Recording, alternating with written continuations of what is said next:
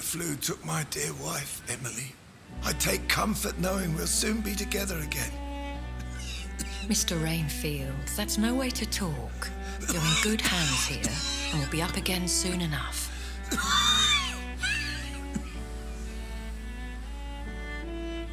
Now do me a kindness and get some sleep.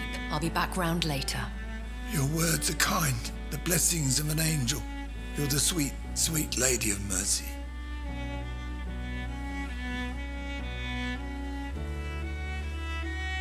Good evening, Dr. Reed. It's a pleasure to see you again. You seem surprised. Dr. Swansea has brought me up to speed concerning your recent appointment to Pembroke Hospital. You're a vamp... the lady who saved me that night, before vanishing into thin air. I remember you from the pub with Dr. Swansea. Indeed. Allow me to introduce myself formally this time. My name is Lady Ashbury. I remember you well, in spite of the brevity of our encounter.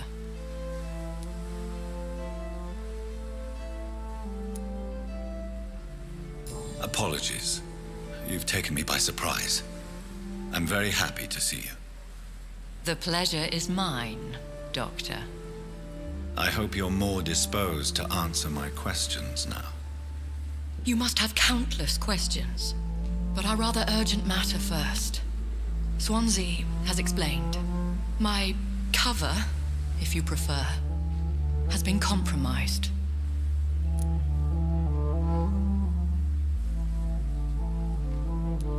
Pardon my boldness, Your Ladyship, but I have questions concerning this condition we share. As a newborn, your hunger for answers is rivaled only by your thirst for blood. But the questions need wait. I'm a scientist. My trade is in the deciphering of mysteries, and I need information to feed my mind. I will gladly answer every question you have, but first, prove yourself capable of resolving my predicament without eating the culprit. Have any of the patients given you trouble? These poor souls have so little left to live for. I do my best to ease their pain. The world would be a better place if it were cared for by women like you. You make me blush. I am simply a necessary evil. Dr. Swansea has commissioned me to be your agent in this matter. You could start by explaining what's amiss. These past insufferable weeks, I've been the victim of extortion. I've made a first payment, but the blackmailer grows greedy. I must refuse his most recent demands.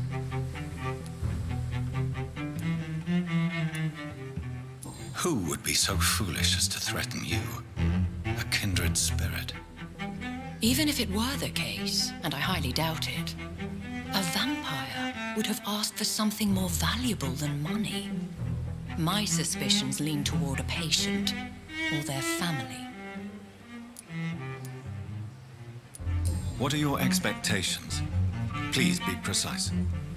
As the newly appointed surgeon of this hospital, you are in an excellent position to ask innocent questions and deftly learn the identity of my blackmailer. If we're dealing with an ordinary criminal, surely you've the means to deal with it yourself, if I may. As immortal tradition doth dictate, all fangs and hypnotic eyes ablaze, the blood would run like a river. That's what I hope to avoid. Violence has a tendency to spiral out of control. Please continue. Every detail is essential. I'm your man. My embarrassment in this matter is eclipsed only by my shame at having put the hospital at risk. The threat from our anonymous scoundrel is clear. A list of dates. My visits coinciding with the dates of suspicious patient deaths due to massive blood loss.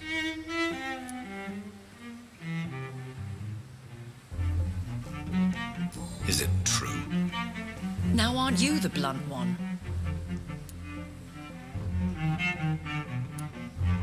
Excuse my impertinence, your ladyship. This is not an interrogation. I assure you that this line of questioning is in your best interest. In all honesty, I'm not simply a patron to the hospital.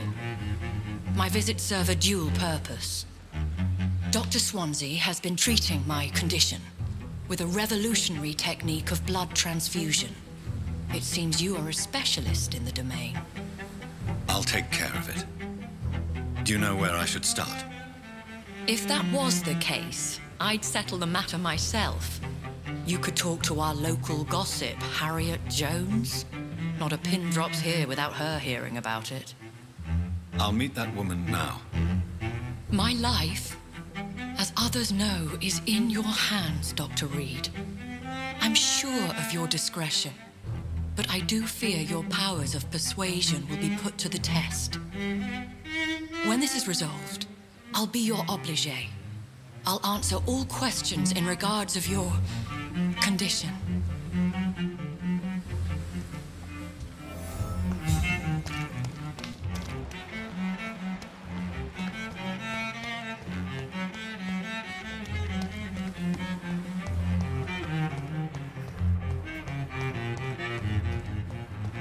Simpletons, these nurses. Bred with no respect.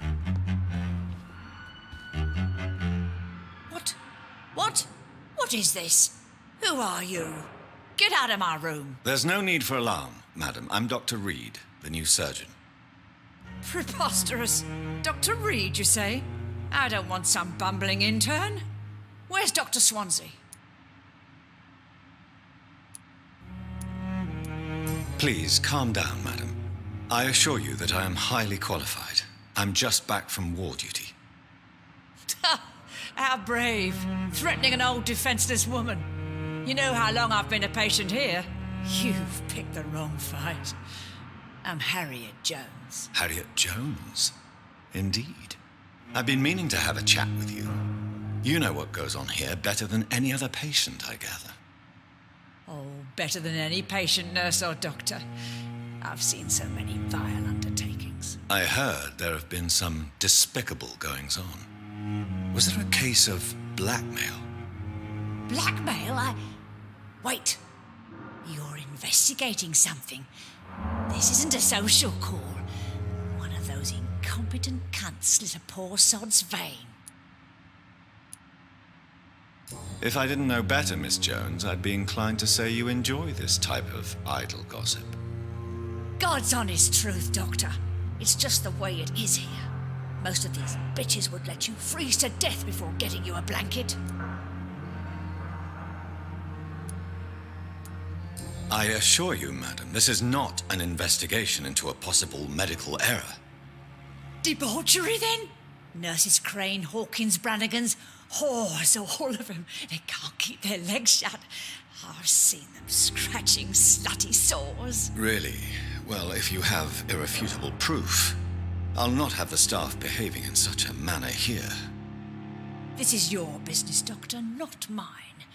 But I swear one of the nurses is cavorting with some man on hospital hours. Thank you for your time, Miss Jones. You've given me something to go on. See you on the next round. The patients and staff might know something. I'll start my investigation with them.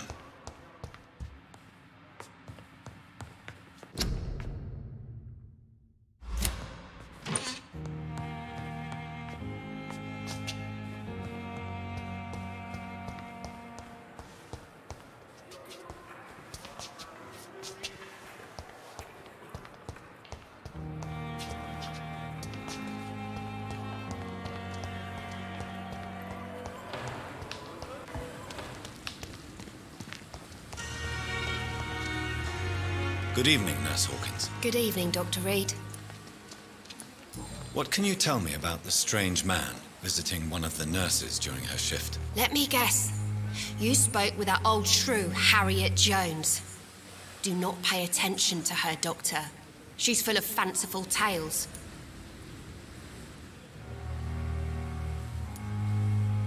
No matter how you feel about her, Miss Jones deserves our help. Who says I don't care for her? Hate is what keeps that old crone alive. She could have been telling the truth about the mysterious man. That old witch will end up in hell soon enough. Who cares if the nurse finds some happiness where she can? What can you tell me about the strange man visiting one of the nurses during her shift? Let me guess.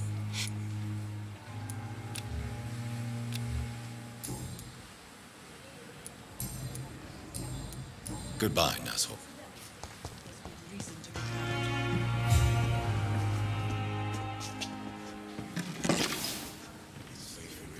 Good evening, Nurse Brannigan. Good evening, Doctor.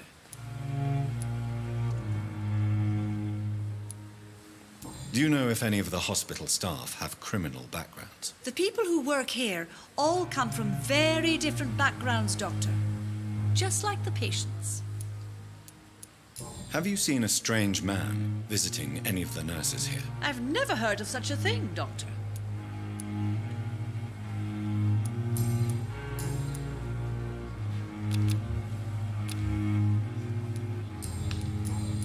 Goodbye now.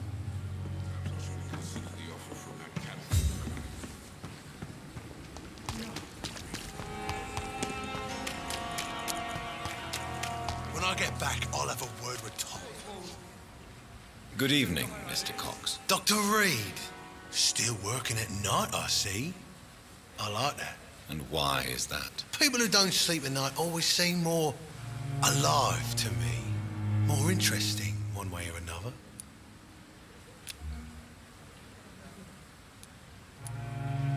You're lucky to be alive, Mr. Cox. I hope you're starting to take better care of yourself. This place is full of sickness and decay. How could I get better in such a dump? Consider yourself lucky that I'm treating all of my patients equally. But don't push your luck. Don't play the innocent with me. I'm sure you have good reasons to act this way. And also weaknesses that can be exploited.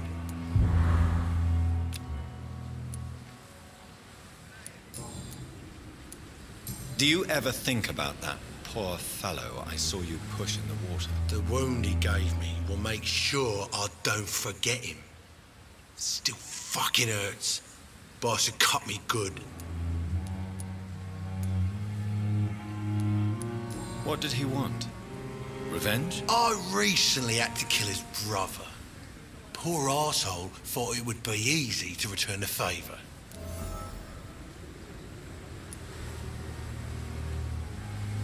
Only the strongest survive, then? Survival at all costs. Is that all you think about? I'm the toughest bastard you'll ever meet, Dr. Reed. And I don't give a fuck what you think of me. That man was determined to murder you. You almost died. What a surprise. The first time I met him, he nearly shit himself. Fucking coward. I guess revenge gives you balls. How is your hospitalization going, Mr. Cox? This is a shitty place with shitty staff. But as long as I'm treated all right, I'll be fine. What's wrong with the Pembroke staff? That bastard you sent to bring me here, Milton, I thought he was going to break all my bones before I reached my bed. I see. Any other smart comments? The nurses aren't too ugly. Especially that foxy one, Nurse Crane. Pretty brunette, tough attitude, all like that. What's wrong with the hospital? Come on, Dr. Reed. The place is a dump. Smelly, sad, and dirty. But you're alive thanks to the efforts and dedication of the staff here, aren't you? What are you expecting, a medal? I thought that saving lives was just part of the job. Must be an unsatisfactory profession at this time, I'm sure.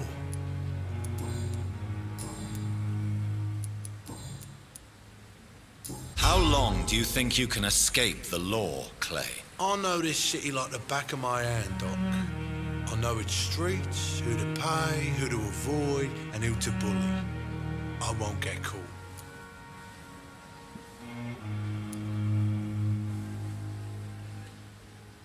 We can't escape the consequences of our actions. The past catches up with us in the end. I ain't afraid of death. I don't hide who I am. I live my life honestly, which is more than I could say for most folks. And who are you, then? I'm the leader of the Wet Boot Boys. One day, I'll leave this shitty place and punch in the face all who thought I would not come back.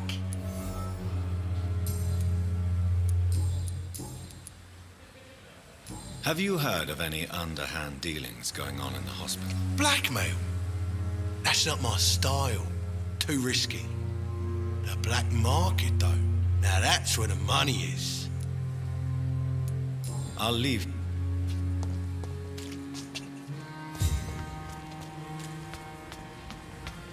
We've dodged death so many times.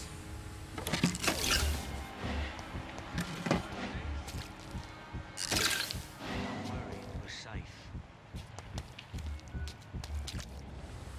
You're sure you don't come back with me? Nah, I have to see someone at the hospital. Be careful. You look so bad they may keep you as a patient.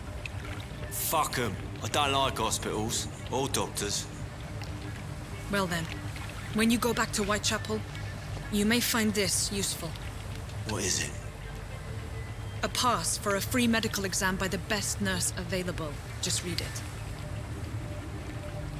I don't read well, but thank you, I guess.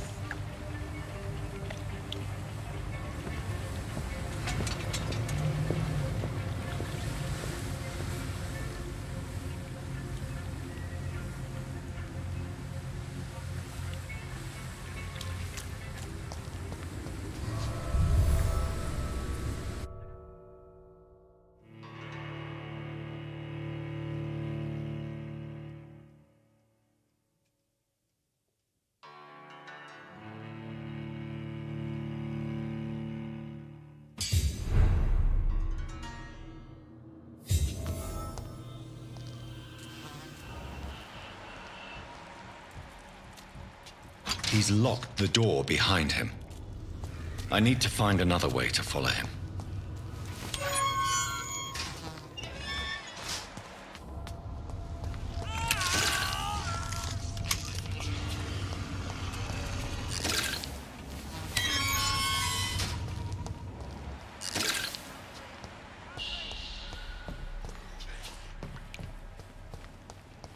This man has been savagely attacked and dragged to the floor.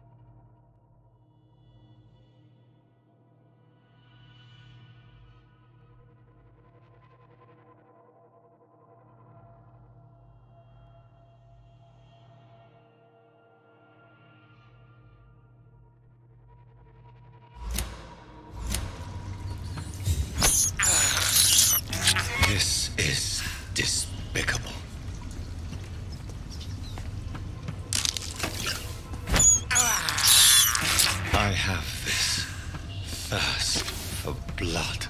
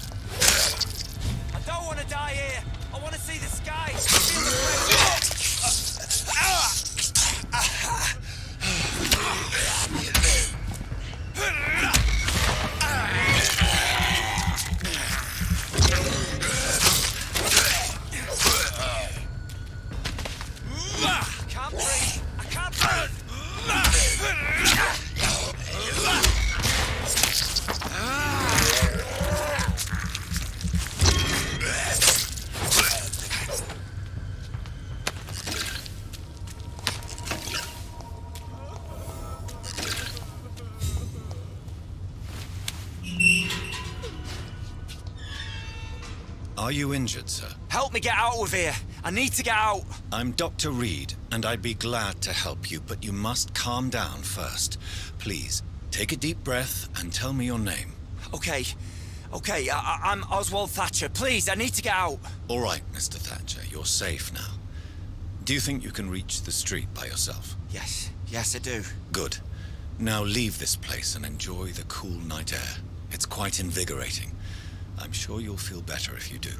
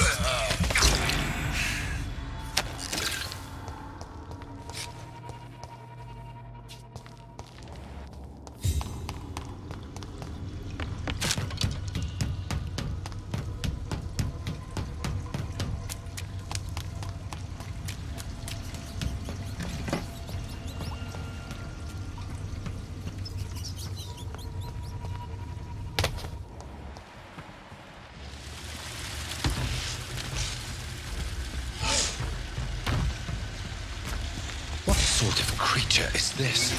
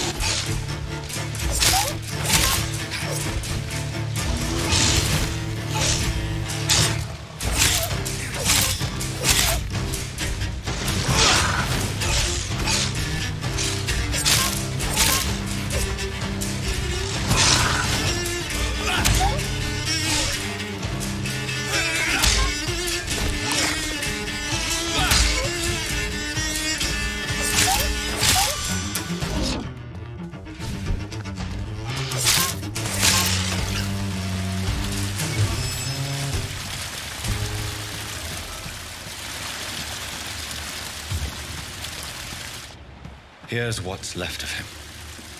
Not a lot to check, but I should anyway.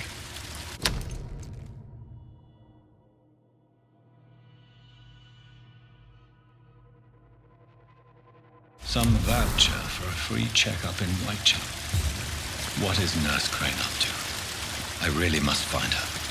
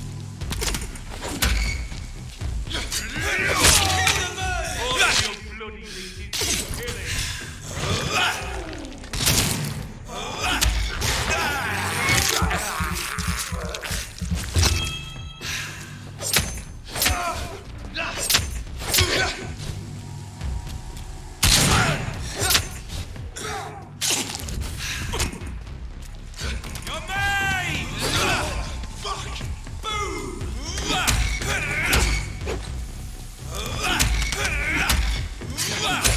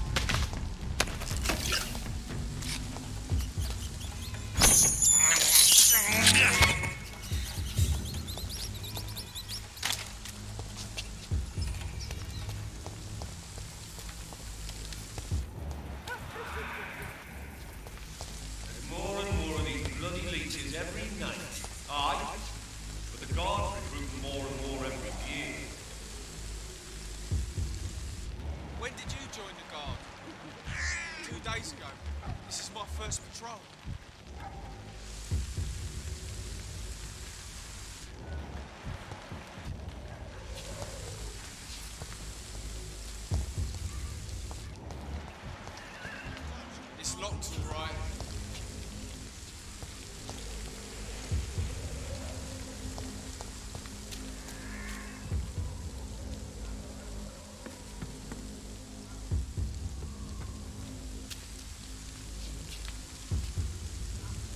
It's closed.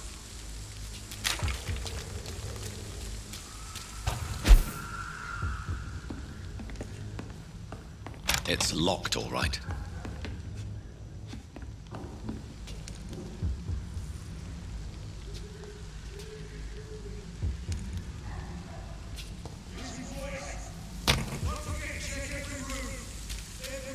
I cannot enter.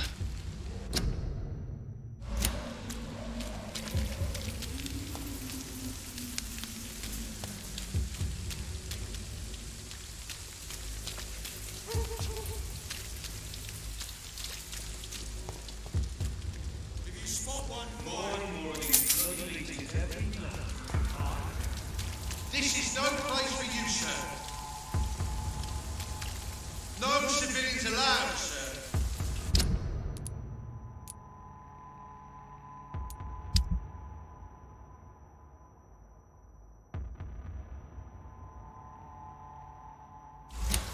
Turn around.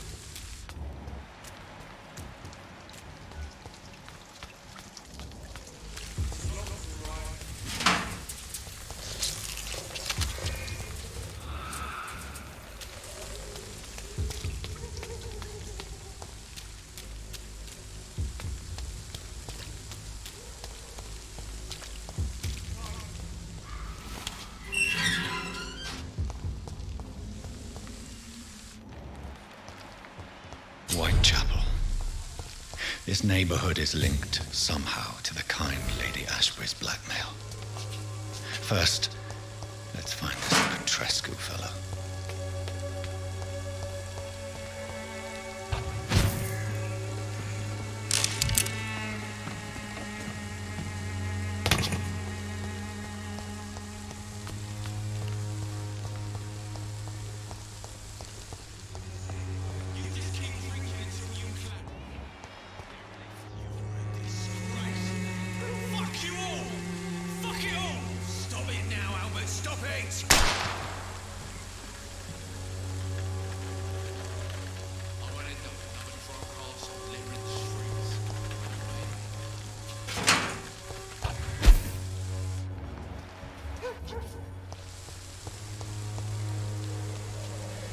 Are you all right? The bastard hit the wall next to me. I don't even know if he meant to miss. If you've been hurt, I can help you. I'm a doctor. Name's Albert. Remember it. Now bugger off.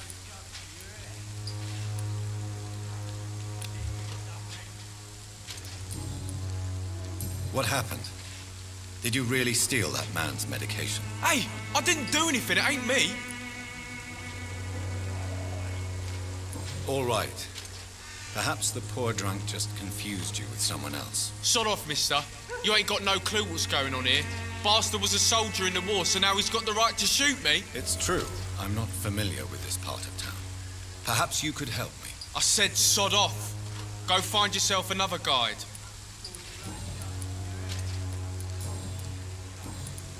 Do you know Nurse Dorothy Crane from the Pembroke Hospital? If you know anything about her, I'd appreciate it. Never heard of her. She's pretty, I'll keep an eye out. Goodbye, young man. I won't end up another drunk arsehole littering the streets. Not me. What? Shooting a boy in the middle of the street. Not the best thing to do, wouldn't you say? What? You saw what happened? Who are you? I'm Dr. Reed, and I'd like to ask you a few questions, if you promise me to set your gun aside. No. Look, I'm not a violent man. I'm Benjamin Palmer, doctor. And no one can help me. Not even you.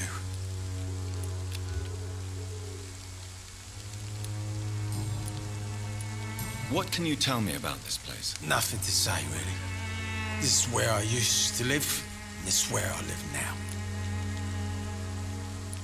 You don't have anywhere to go?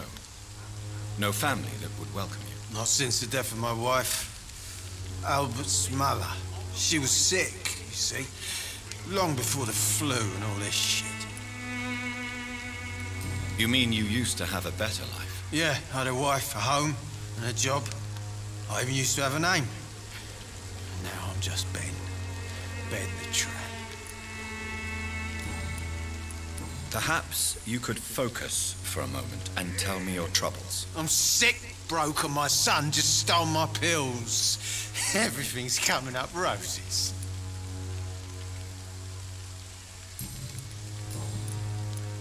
Whatever the boy did, I'm sure he didn't deserve a public execution. I swear I didn't want to hit him.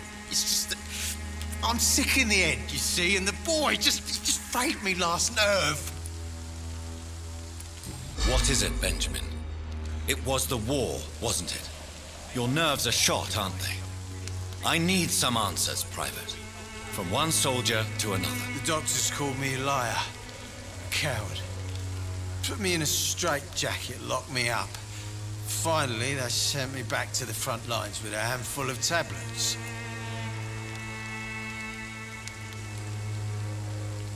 It's a pity that doctors still practice such barbaric methods. It's a dishonor to our profession. Now only the pills stop me thinking about this shit. To not hear the explosions. I'm even scared of the dark these days. Do you know Nurse Dorothy Crane from the Pembroke Hospital? Have you heard anything? It's funny, I've been searching for her too. I need some pills. But the woman is a phantom, if you ask me. Really? And why is that? Word is she ain't real. It's just a cover for some doctor who runs an illegal dispensary for migrants.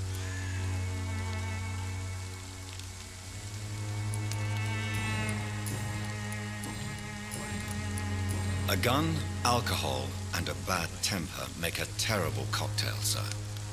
Goodbye for now.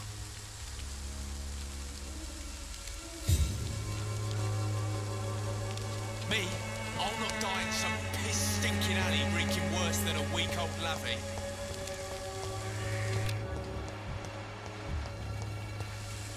Its effectiveness has been proven by many.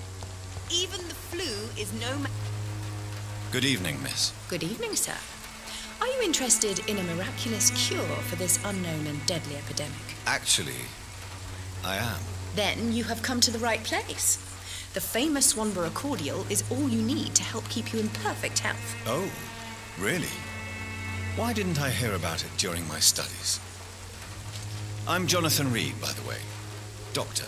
Jonathan Reed. Ah, my brother has spoken of your research, sir. I'm Loretta Swanborough, and it's always a pleasure to meet a fellow healer. Tell me, who intrigues you most in Whitechapel? The region itself is something to see, but I would say Camellia the mute florist who gives away her flowers. What do you think of the locals? Most of them are afraid or desperate. They all come to me eventually for my remedy. Is there anyone I should avoid? Cadogan Bates, without a doubt. The bloody bastard remorselessly exploits poor migrants as soon as they get here.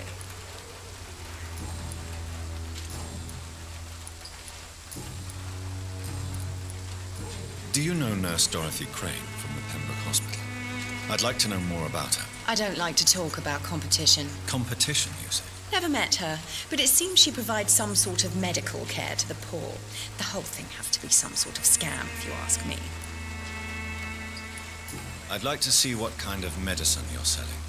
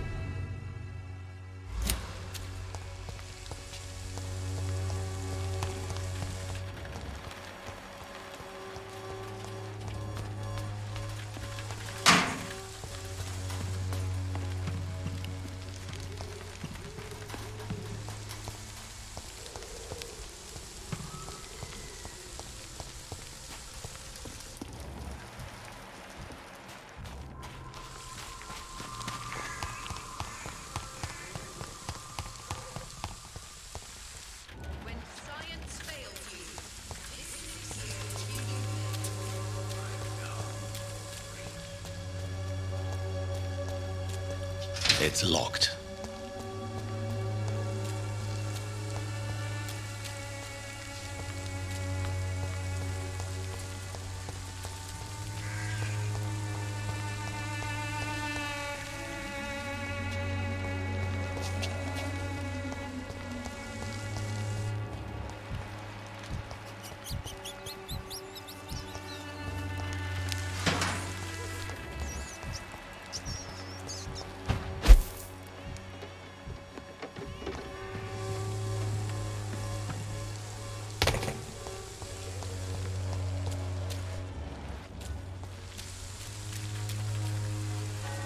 Excuse me, sir. I have a few questions for you. Another journalist? I didn't answer the first one, so piss off! I'm not a journalist, I'm a doctor. A doctor, you say? It's quite a rare breed in this part of town. Really? But still, here I am. Dr. Jonathan Reed, at your service. I'm Joe Peterson to some, but Colossus Joe to most. And I don't remember asking for your service, sir. May I ask what you do around here? I do whatever I want, and sometimes even more. Now sod off. According to you, physicians are scarce in this part of town. Why is that? Not familiar with this neighborhood, are you? I guess your fancy colleagues are too afraid of being stabbed in the back.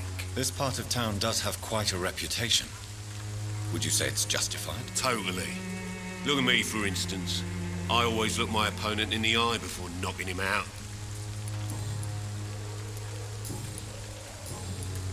Have you heard of a nurse named Dorothy Crane? She's a colleague of mine and is supposed to live around here. Dorothy Crane? Yeah, I know her. One of the few good souls who dare to help the sick around here. Could you please tell me more about her? She's a nice girl. Tries to help the migrants. I offered to give her a hand, but she said my reputation would attract too much attention.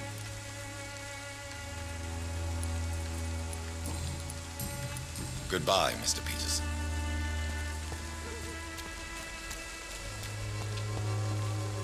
Welcome, sir.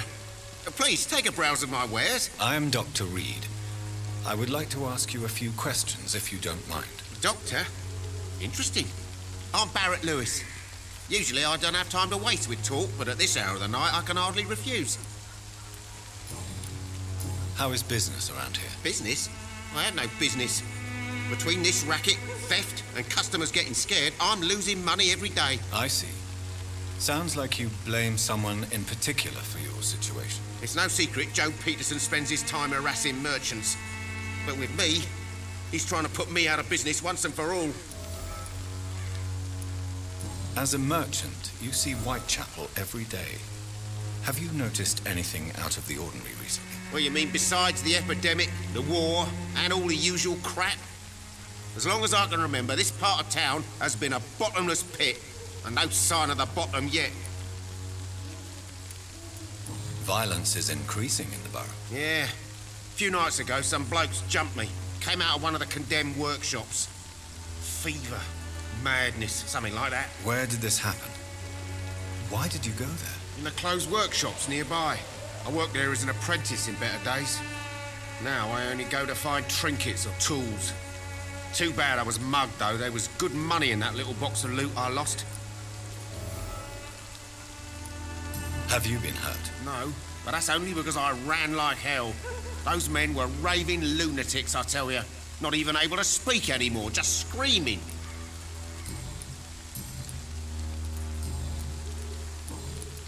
Have you heard of a nurse called Dorothy Crane?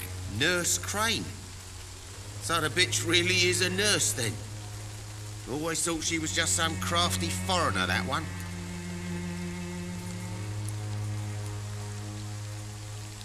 So she's trying to help her fellow immigrants. Why would that make her a villain? Dorothy Crane ain't even a real name. Something like Dorothea Craniu. Something like that. Came to England fleeing the war, I was told. That doesn't explain why she irritates you so much. Your precious Nurse Crane gives away medical supplies and prescriptions for free. I offered to sell it for a fair cut, but no. Miss Crane wanted to play the quiet saint. Right then. Show me what you have.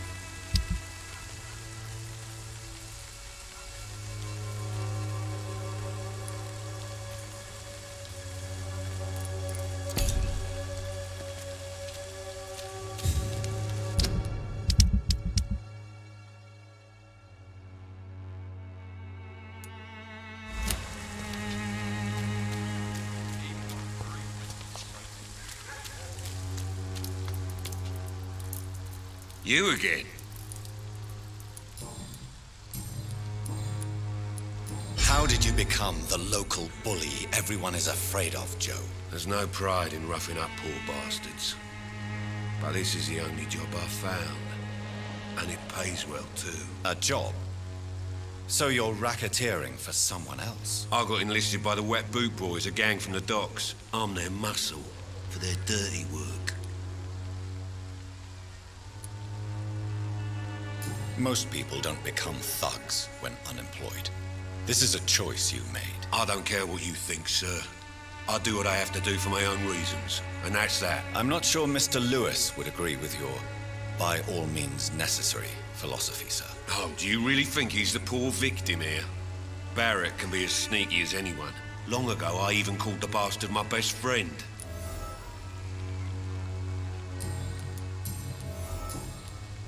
Goodbye, Mr.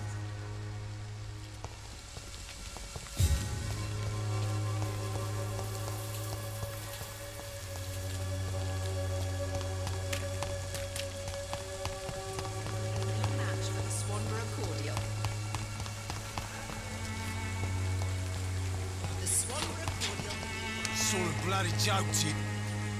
Good evening. I'm afraid.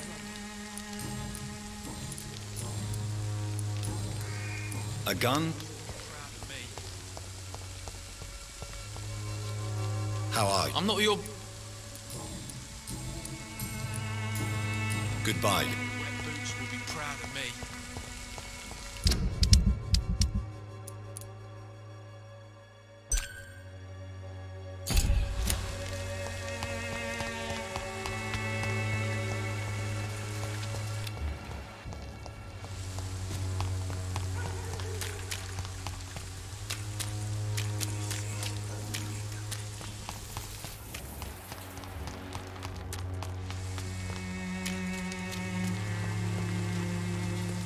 Joe, please, I don't have your money. Come on, Barrett, you know the gap. Fancy buying something, sir? You never lose your... Joe Peterson. He's the villain here, isn't he? But you seem to know each other. I'd known Joe for years. I saw him box once or twice. He was a friend then. But these days, he's just another thug.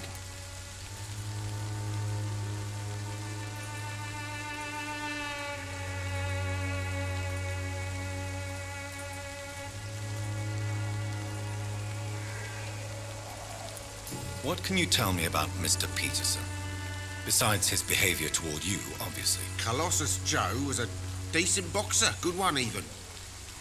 But after his wife passed away, he found every excuse to stop training. Just wanted to pick fights with everyone.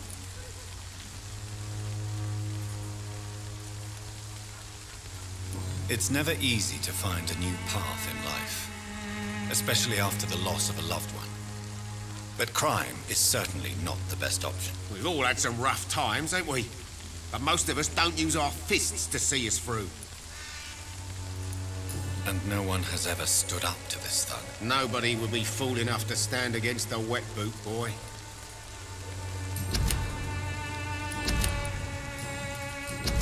Goodbye for now.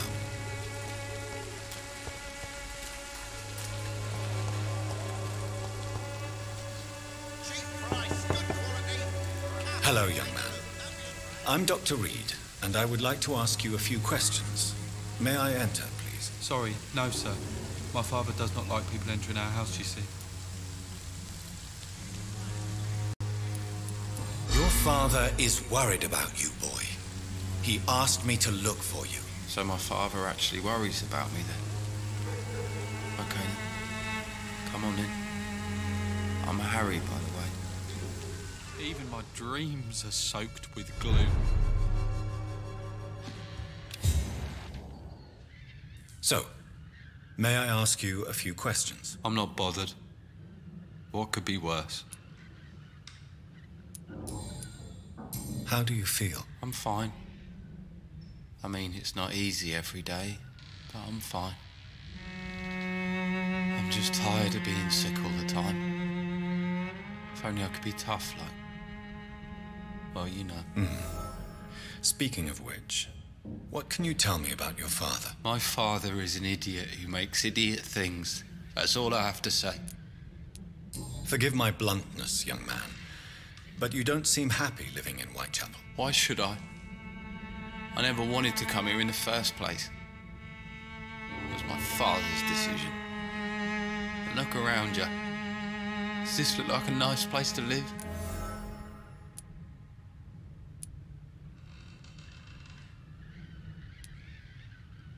You have a roof over your head, a place to call home.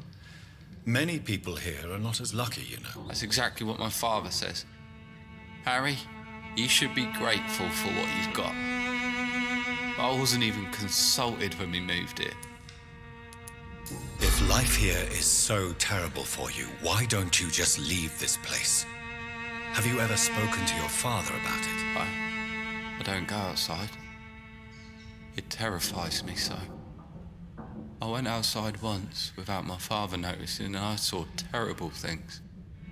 Bloody and frightening things. So that's why you stay at home all day? For fear of the epidemic? I'm not afraid of disease or death, Dr. Reed. It's the living I'm afraid of. Your father and Mr. Lewis used to be good friends.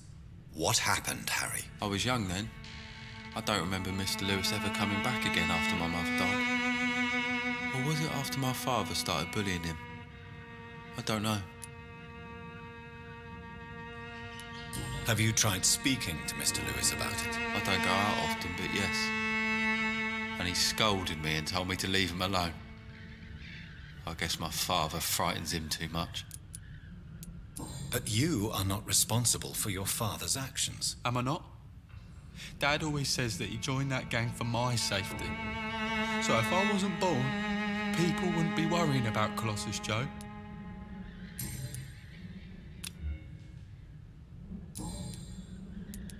Do you know Nurse Dorothy Crane from the Pembroke Hospital?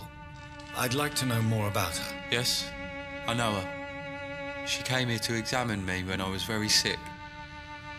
She said I should go out more. Goodbye, young man. Take care of yourself. Is there only pain and suffering in this world?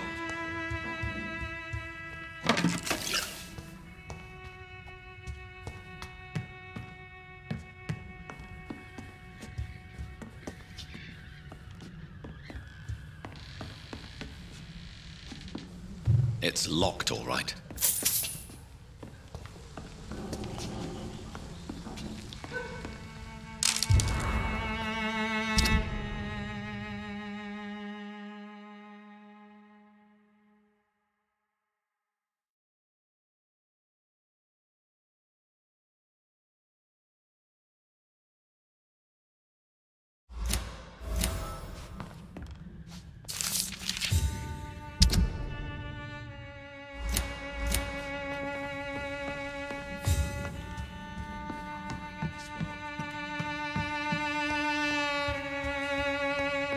Is there only pain and suffering in this world? I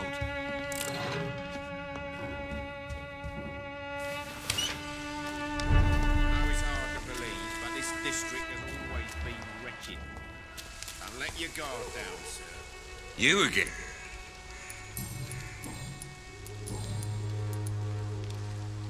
Why do you keep on working for the gang, Joe? You know it doesn't suit you. It's true, I hate this job. And I know I made some bad choices, but I'm a wet boot boy now, and people won't forget it. You could leave tomorrow. Start another life in another town. That's easy for you to say, Doctor. We are poor. My son's weak, and there's no way he'll endure another disappointment. Harry doesn't seem happy living in Whitechapel. Why did you make him come here? I've always put my son's interests above everything else, whatever he may think. Our house is small but affordable. The walls are thin, but the door is solid. You really love your son, don't you, Mr. Peterson? He's my pride and joy. Even if he hates me for the choices I make and pushes me buttons more than he should. Do you have any regrets? Only one. Not to have my beloved wife by my side. She died when Harry was little. My sweet Jane. She gave the boy confidence. Since the criminal nature of your job means you could be arrested, are you not afraid of what would happen to your boy if you were? No one will ever take my son away from me. If that ever occurred, I'd hunt the bastard down and rip off his head with my bare hands. Goodbye, Mr. Peterson.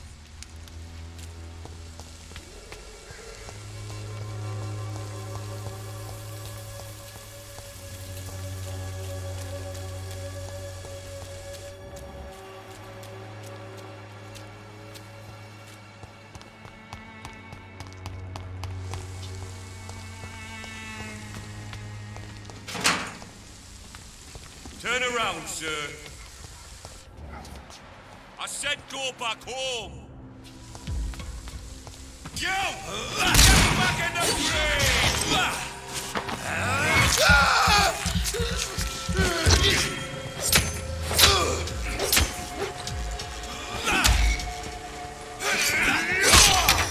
I'll send you to hell.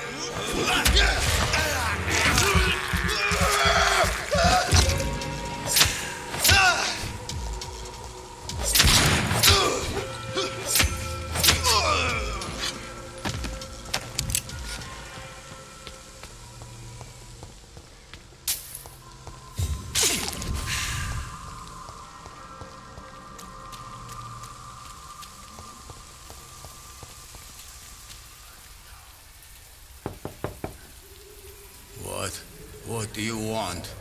Leave me alone. Good evening, sir. I'm Dr. Reed. I'm looking for Nurse Dorothy Crane. There is no Dorothy Crane here. Now, goodbye. I'm afraid this medical leaflet says the opposite, sir. Really? Well, I'm afraid I'm going to close this door right now.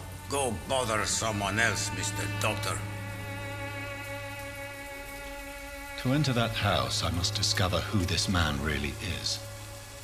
Maybe I could start by observing what he's up to.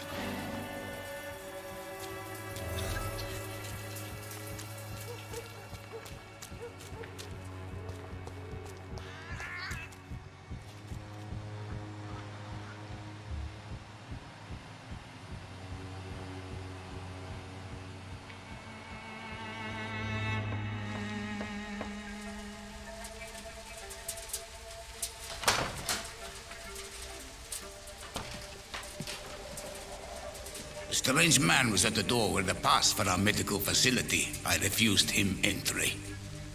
Darius, how could you know he didn't need our help? His clothes were too finely tailored to be for Whitechapel. Perhaps just a friend of that stray poet who is always about. Richard Nithercott? No, not of the same cloth, this man. I suspect some machination from that journalist. Clayton Darby. Is he still asking questions? Yes. I saw him drifting around St. Mary's Church. I swear he is tracking me just downwind.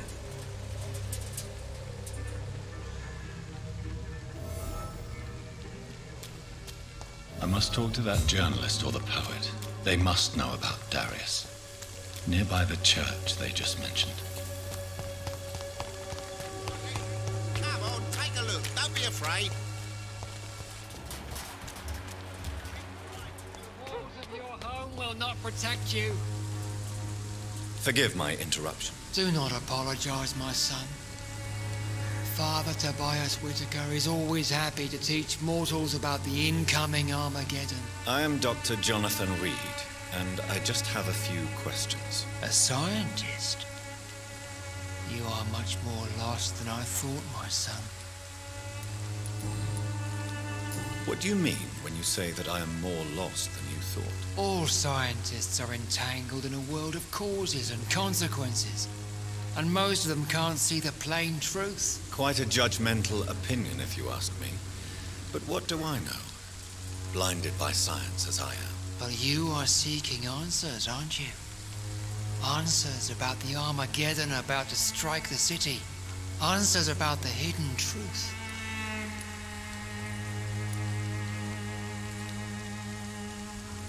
Well, I suppose I can spare a few minutes listening to your so-called truth. As a doctor, you must be aware of the decimating epidemic. But let me tell you that this so-called Spanish flu is just the beginning of the end. What do you mean? The beast is finally revealing itself, corrupting the flesh and the heart of men. With my own eyes I have seen them, those minions from the abyss. Really? And what would be your answer to this biblical threat? We must fight the disease before this legion outnumbers us. But not with scalpels and microscopes. No. What is left then? Cleansing fire.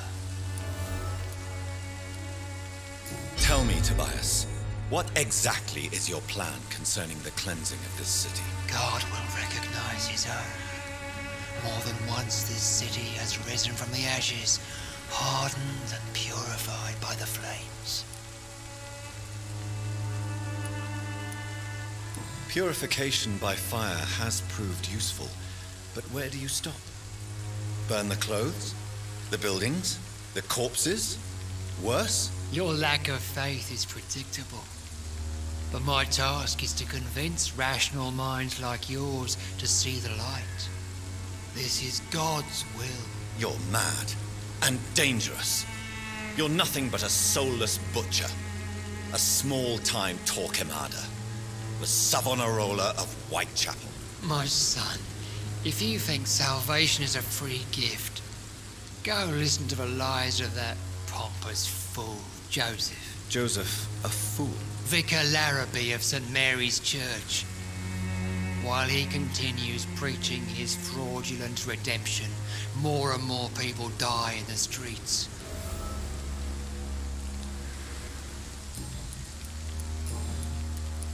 Have you any friends? Any family left in these terrible times? No. But I have a disciple I see as my son. He is so devoted. I sent him to preach the good word in the heart of this corrupted city. Where did you send him? I sent Samuel to the Stonebridge Cemetery, where the pestilence and evil grows night after night. You sent him on some preaching crusade during the epidemic. As a true believer, Samuel will fear no evil while he walks through the valley of the shadow of death. Do you know Nurse Dorothy Crane from the Pembroke Hospital? I'd like to know more about her. I don't like the liberal ideas of nurses, but I especially abhor that Nurse Crane you mentioned. So you're not exactly a fan of Florence Nightingale's work. But nurses are essential for modern healthcare. Nuns should be the only women allowed to take care of male patients. It's obvious only they have the necessary moral fibre. Why do you hate Nurse Crane more than other nurses? Before coming to London, she was a member of the communist resistance in her country. That's what happens when you let a woman get involved in politics. What do you mean? All sides. Quite a... You... I am. What? All quite a... You... Well, what do you mean? I have heard...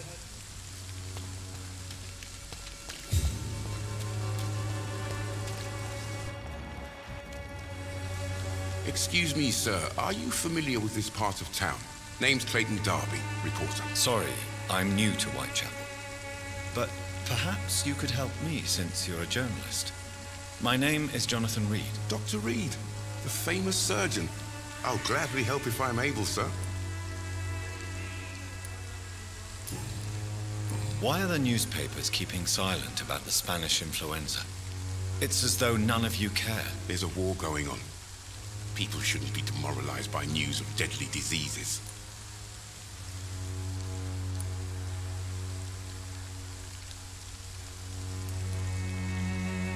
I served in France. Our top priority must be to put an end to this butchery. This war must stop now. Sir, streets are a battlefield too. An invisible and untold war is going on, and it must be stopped.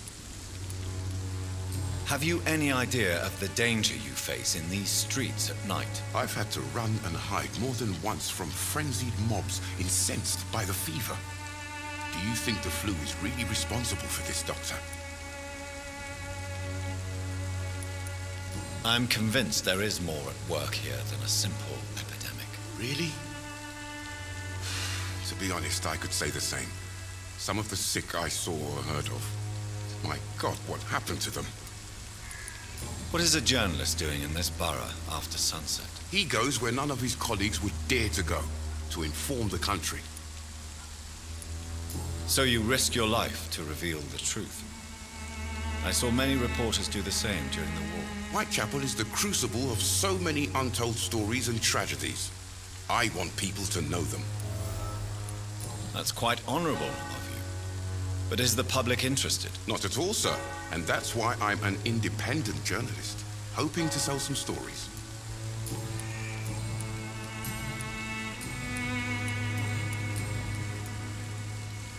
I heard you're investigating an underground medical dispensary in Whitechapel. What do you know about it? Not much, I'm afraid. They are wary of strangers, and I'm not really an acquaintance of theirs. Why do you care? I'm a doctor, Mr. Darby. I care about everything involving public health and this epidemic. Are you sure you're not just concerned about the repercussions that a scandal involving a certain Nurse Crane from the Pembroke Hospital would bring? Without a doubt, you are a damn fine journalist, Mr. Darby. What do you know of her accomplice, a man named Darius? I don't know much about the man. He's very cautious. Never goes out. Doesn't seem to have any friends or family. He has no relatives at all? No. Except for that strange man, a poet named Richard Nethercott, who sometimes comes by. Darius would never let him in. Where can I find this Mr. Nethercott? He spends most of his time lurking around Whitechapel, talking to himself or declaring verses. These days, you can usually find him behind the church. He never goes out? No. A few days ago, he unexpectedly did. I followed him, but it was just a ruse to keep me away from his house. Really? How do you know? He went to the nearest mailbox, but just before posting his letter, he ripped it up and threw it away. Goodbye, Mr.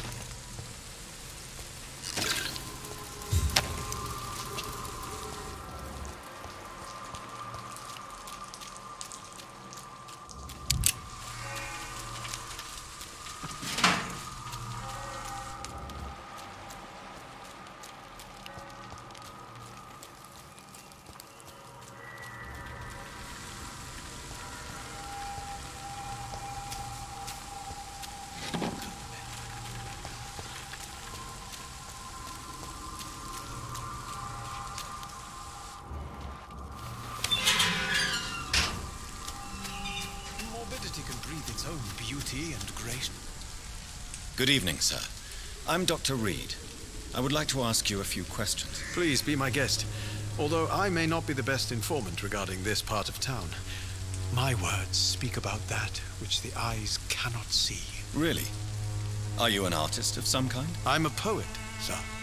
Richard Nethercott, at your service. May I ask what you're doing at this hour of night, sir? Do you live here? Not at all. I'm just enjoying the pleasure of a quiet walk. Though night talks are always preferable, if you ask me. Especially with strangers. But are you not afraid of the epidemic? Oh, why should I? I see some equity in the Spanish flu. No flesh should be saved, say the scriptures. Good or evil, rich or poor, all are equal in the eyes of the flu. If you say so. But as a physician in a time of epidemic, I must caution you to avoid unnecessary exposure, sir. Thank you, Doctor. But we both know the seeker of truth has to go boldly where the weak dare not. What are your thoughts on the terrible situation in this city? Terrible, you say? No. Of course, the death of so many innocents is a tragedy. But the scourge has not been all bad for the city. Oh, no, sir. What are you talking about? Do you remember London before the flu? Noisy, cacophonic, quiet nowhere to be found. And now, listen to this oddly peaceful silence. Yes. The enjoyable silence of the grave. You have a unique perspective on the situation, I must admit. Most people fail to understand my perspective. I don't blame them. But how could I call myself a poet if I veiled my feelings?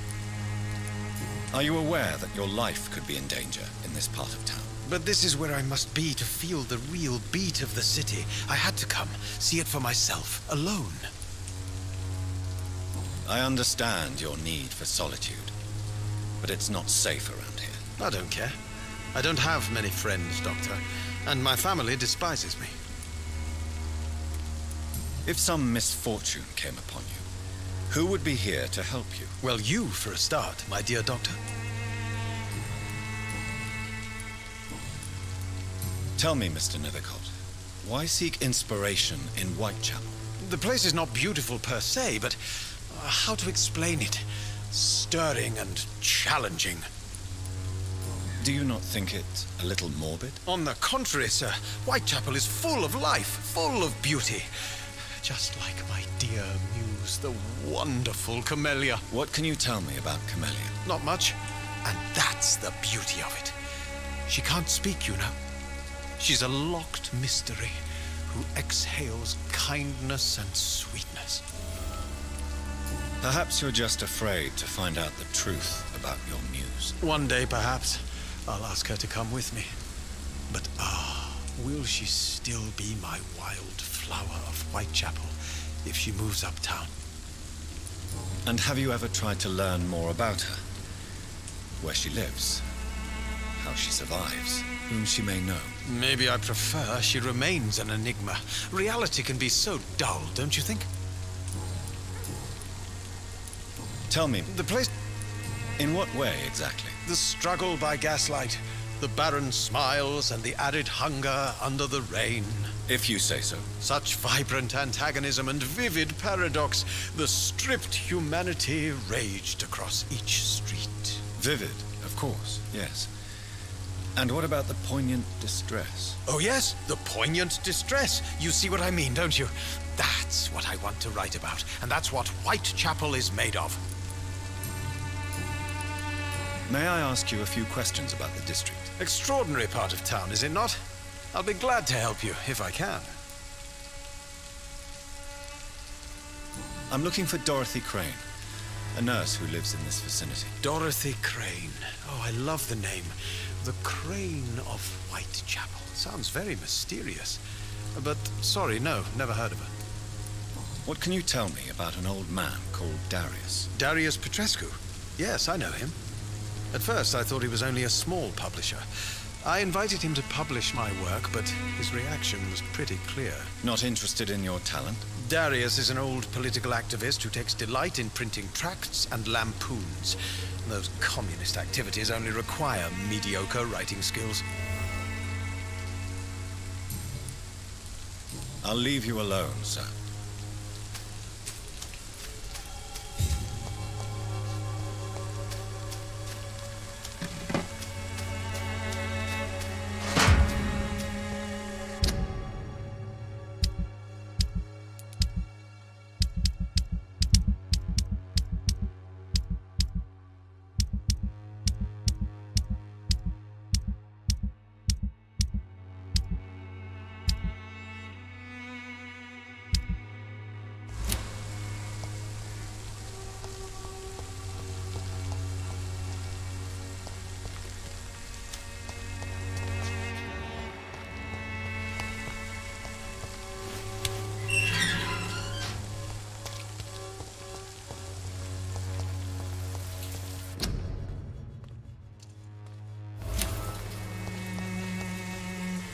Good evening, miss. I'm Dr. Reed. I'd like to ask you a few questions. I know what you're thinking. A tall stranger who meets a girl in the street at night. It reeks of the penny dreadfuls. But I mean you no harm, truly.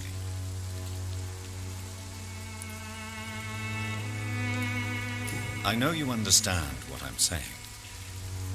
Your silence has nothing to do with you being mute, does it?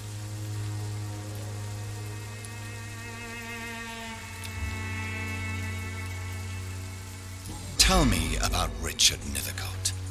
I understand he is quite fond of you, Camellia. Camellia, I know you work for Dorothy Crane. Please tell me about her secret dispensary. A stubborn and mute comrade. Nurse Crane and Darius Petrescu have been clever.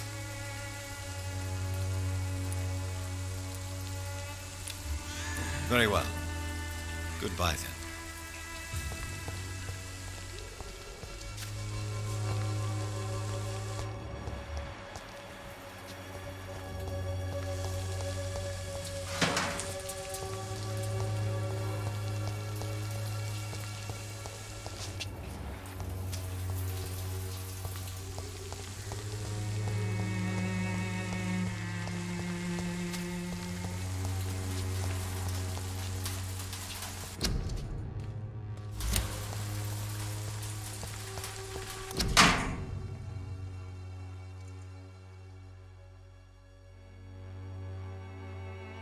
The content of Darius' letter to his children could give me more leverage to enter. Darius is a bit less of a mystery now. It should not be that difficult to incite him to let me in.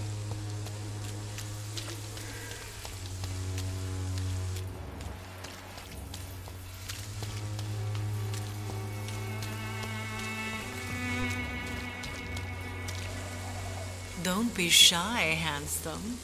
What can Christina do for you? I'm not looking for what you're selling. But I'd like to ask you a few questions, if I may. I'm a doctor. Dr. Reed. All right then, but be quick. Though I usually get paid when I open my mouth. Christina, have you been examined? The epidemic is spreading fast in London, and you could be exposed. Or expose others. I don't like doctors or hospitals, but I don't like you asking questions. You can put your own life in danger, that's your decision. But what about your clients? If you're contaminated, you will put them in danger too. And you think that would worry me? If you knew the men I deal with, their health would not be what you'd worry about. Considering your line of work, I assure you it is only a matter of time before you have health issues. If it is going to happen, it will happen. Right now, I need money. That's what's important. Clayton Darby claims he will expose the crisis in Whitechapel to all of London. Do you believe him? I believe Clayton's courage will erode with time, until he finally leaves Whitechapel to start another fight somewhere else. Why this skepticism? How can you speak about starvation if you've never been hungry? Or about poverty? Or anything else you have never suffered from? Are you talking from experience? I've seen your type come here to get a good fuck in a cheap room or a dark alley before going back to their fancy houses in the West End. Tell me about yourself. Are you joking with me? People don't usually come to see me for conversation. I have no interest in your work. I am, however, curious as to what led you into this career. Short story. The war, exile, and England. This country is not especially welcoming. I've been refused many jobs because of where I am from. I had few options left.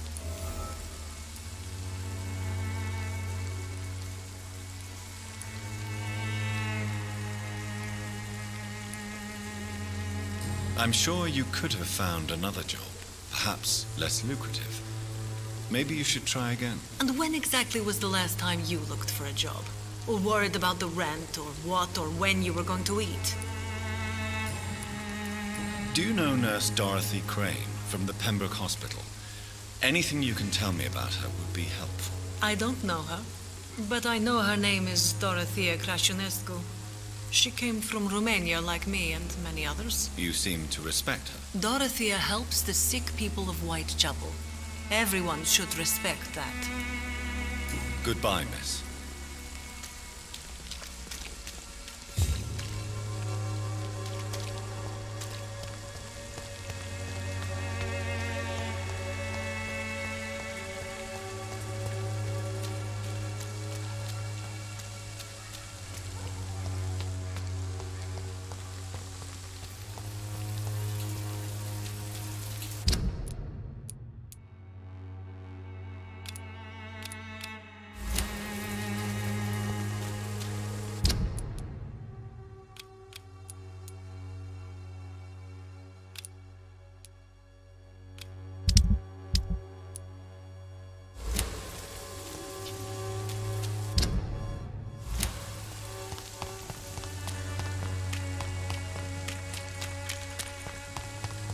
When science fails you, this elixir will give you faith again.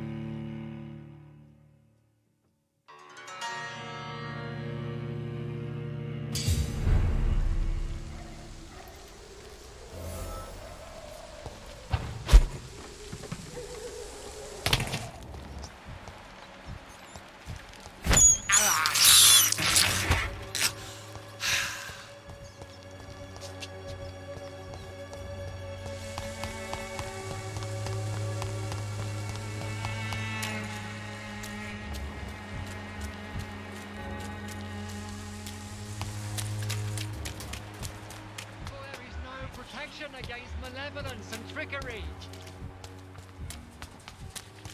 You are blinded by your false faith. Good evening, Chris. Change. Do you need any assistance? I am shocked that you would think I am that sort of man. Forgive my suspicion. I'm so used to liars with good manners. Thank you, sir. Goodbye, miss.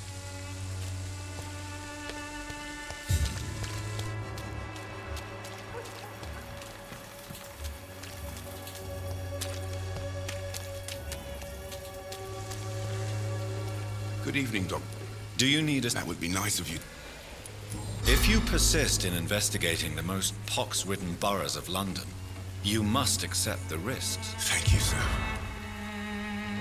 Goodbye, Mr. Dart.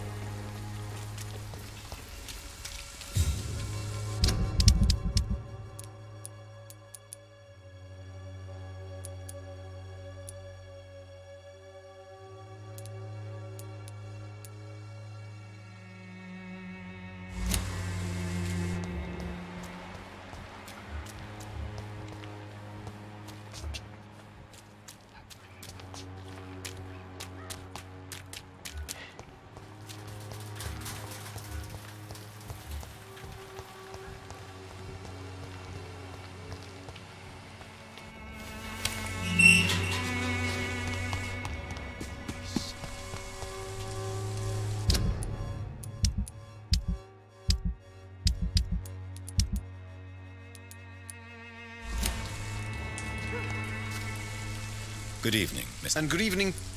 Do you need... It may be why... I understand your appetite for words and macabre beauty, sir. But you should be more careful. The nutrition of my mind is more important than my physical health. But I appreciate your concern, sir. I'll leave...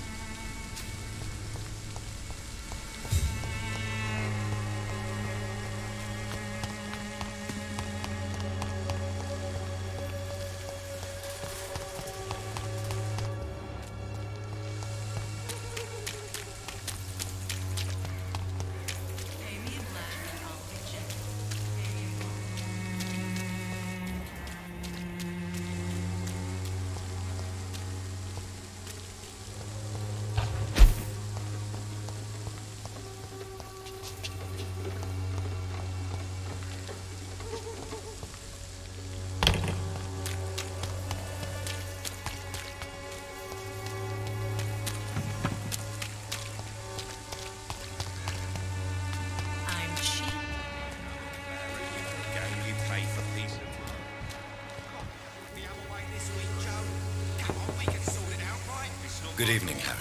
Sure. Is there only pain and suffering in this world? So? I'm not bothered. Do you need any... Yes, I do. You'll feel better with this. But you need to get a grip, young man. Medication alone won't cure melancholia. I'm not sure I'm happy with the idea of living long in a world like this. But I thank you for your concern, sir. Goodbye, young. Even my dreams are soaked with glue.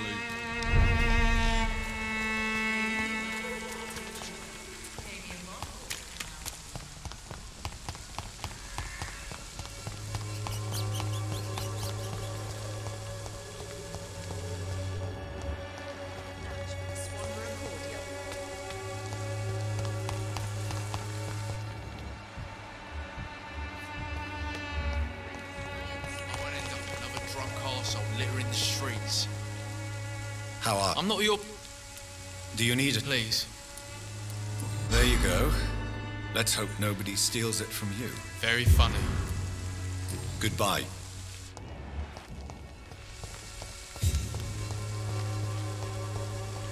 When science fails you, this elixir will give you faith again.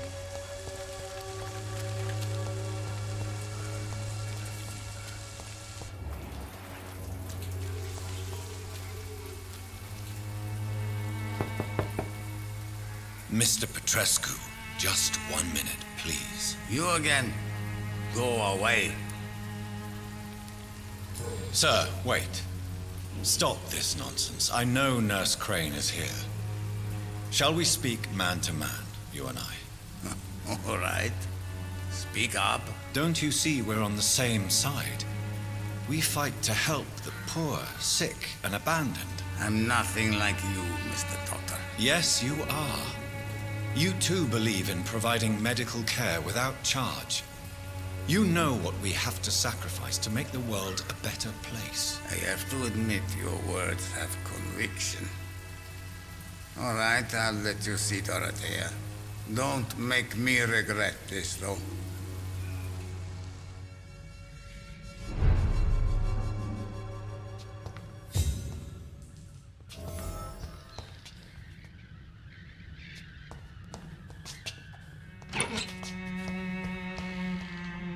It's locked.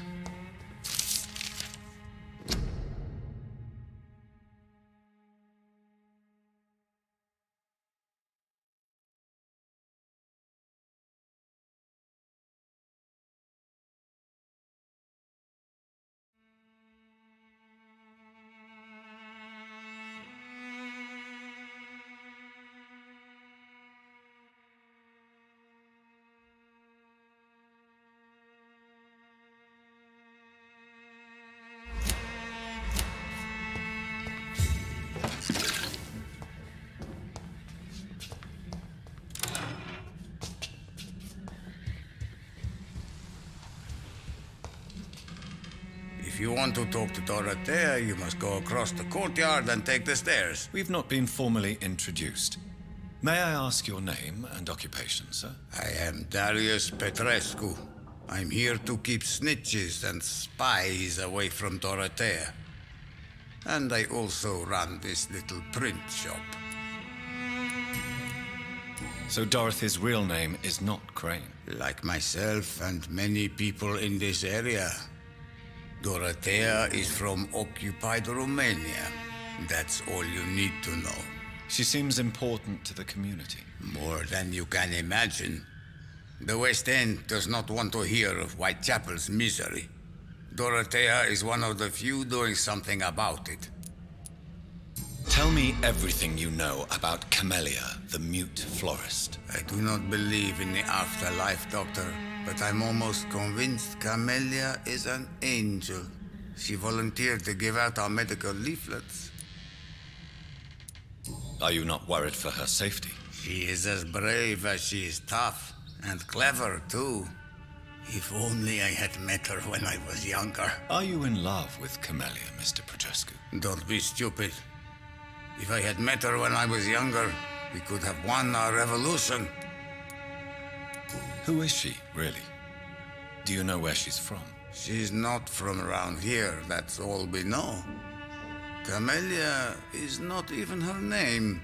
It's her favorite flower. You say she has no close family? Well, there's that awful poet who constantly follows her around like a lost puppy. A good man for sure, but a very poor writer.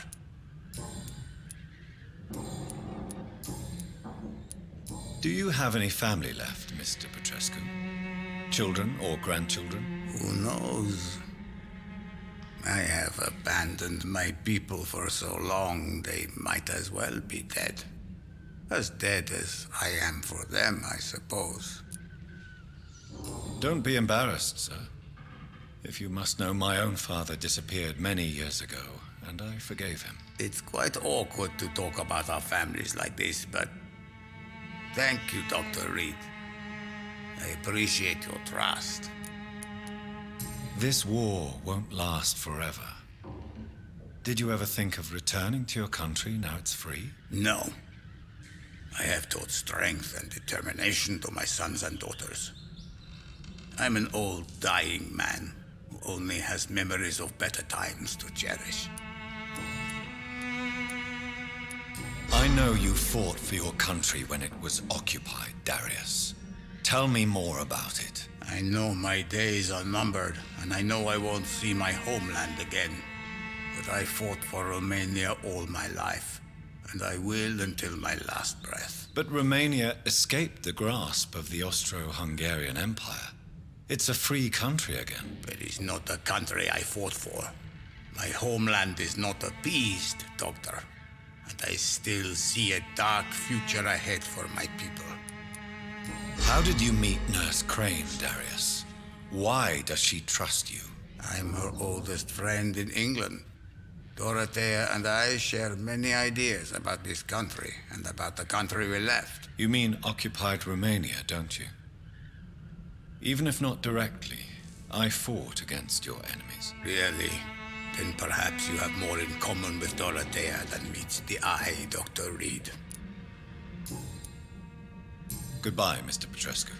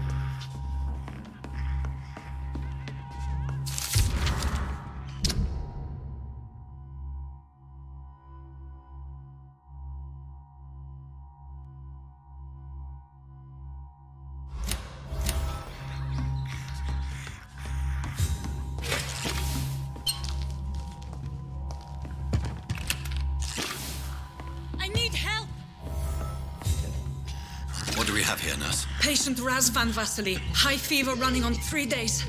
Complaints of dizziness, muscle aches, and head pain. Diagnosed with influenza. Treatment? Aspirin and salicin for the fever and discomfort.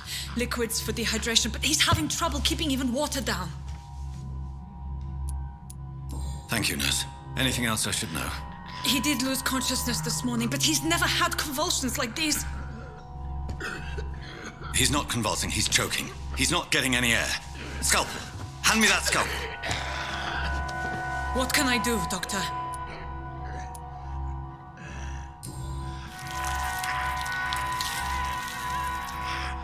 I need to perform a tracheostomy. Short pipe. That rubber tube will do. We're going to cut a passage for air through the neck. Yes, Doctor. He's breathing again, but he's coughing up blood. Internal hemorrhaging.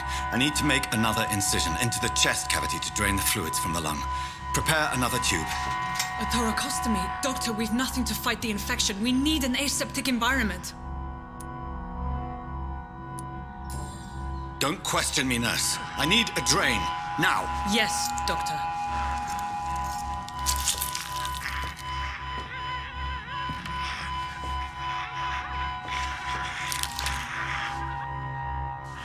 He's still bleeding, Doctor.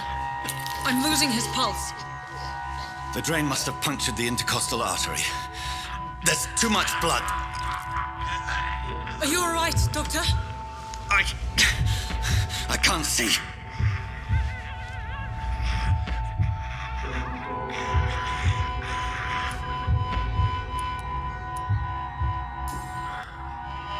I must first suture the artery. Find the wound. The source of the blood.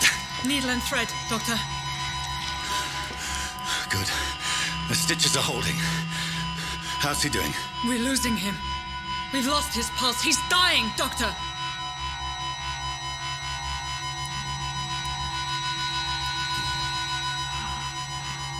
A dose of epinephrine, now. Yes, Doctor.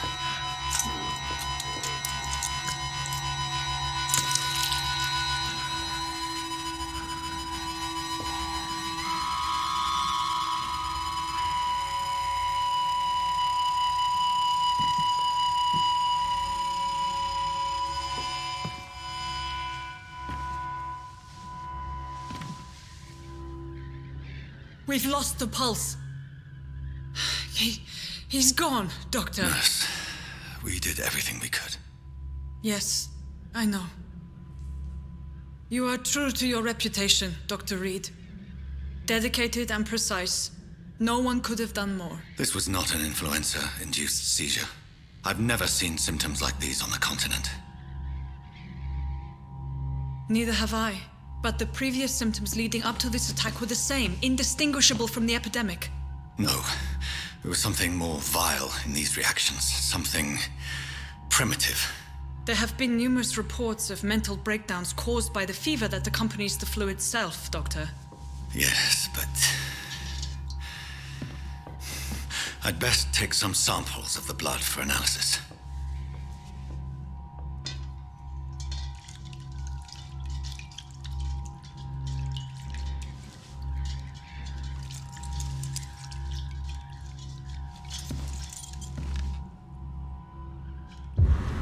I doubt you're here to test my bedside manners.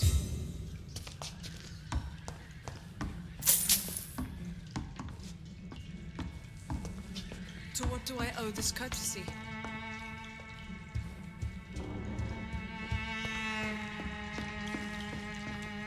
I suspect it was more than intuition alone that led you to us. So, how might I be of service, Dr. Reed?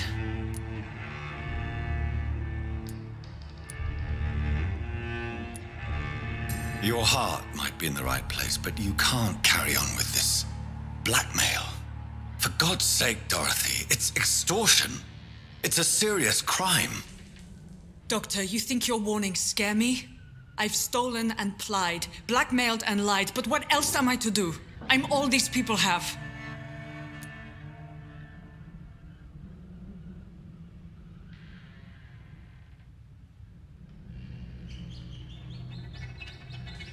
But why Lady Ashbury? Why her, of all people?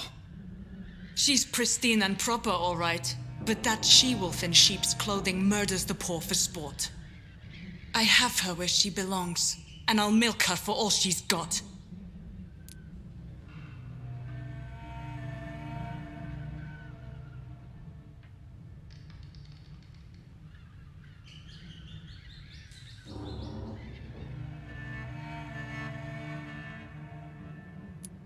Dr. Swansea is a sensible and honest man. He wouldn't have refused your friend's care at Pembroke.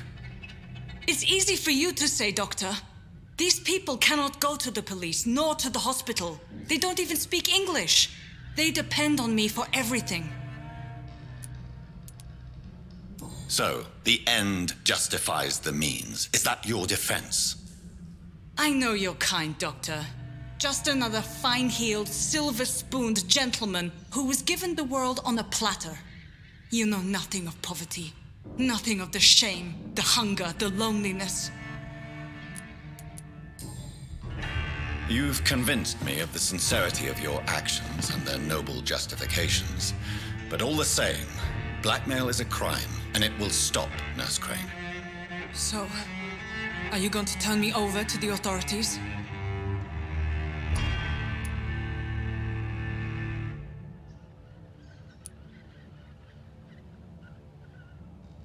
Listen very carefully, Dorothy.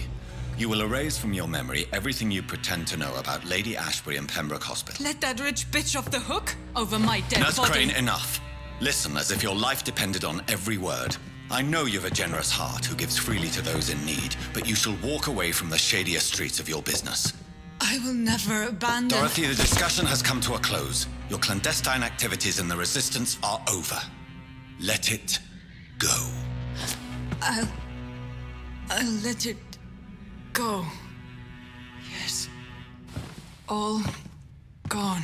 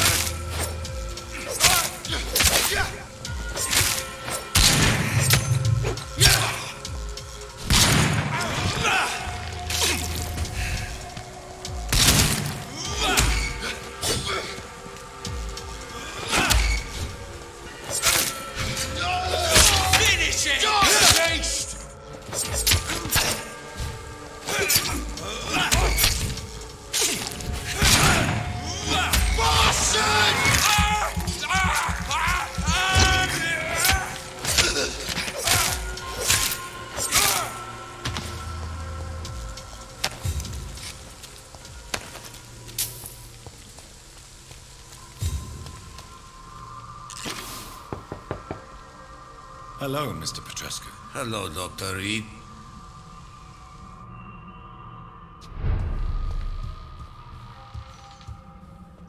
Yes? Good.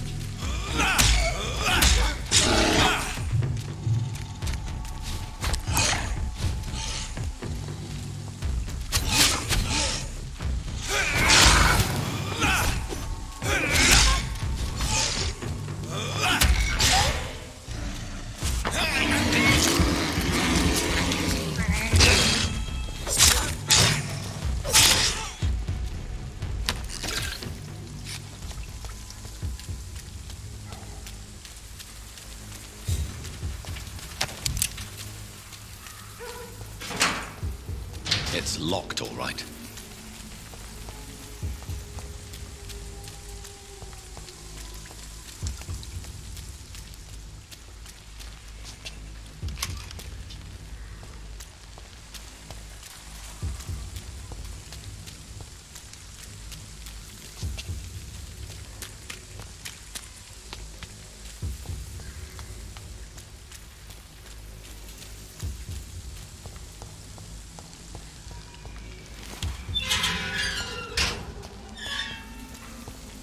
Human blood.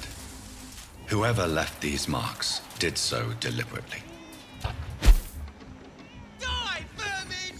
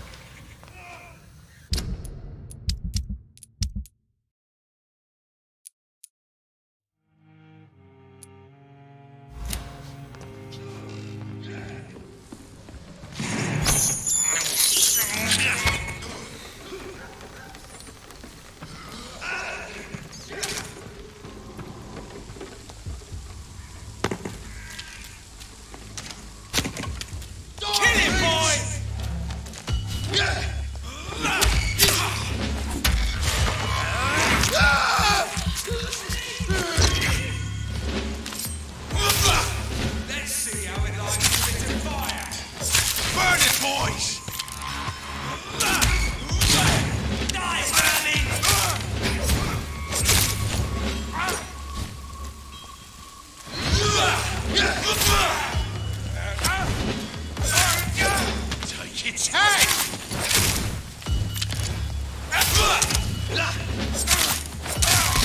Crush the leech, boys!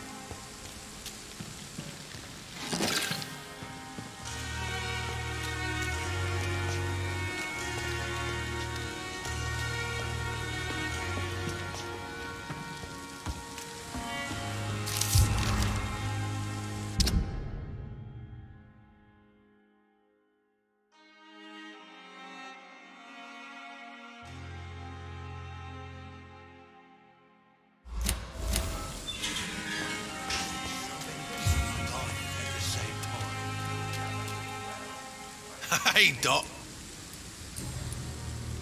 What can you tell me about your marriage, Clay? Marriage is the sweetest cage, they say.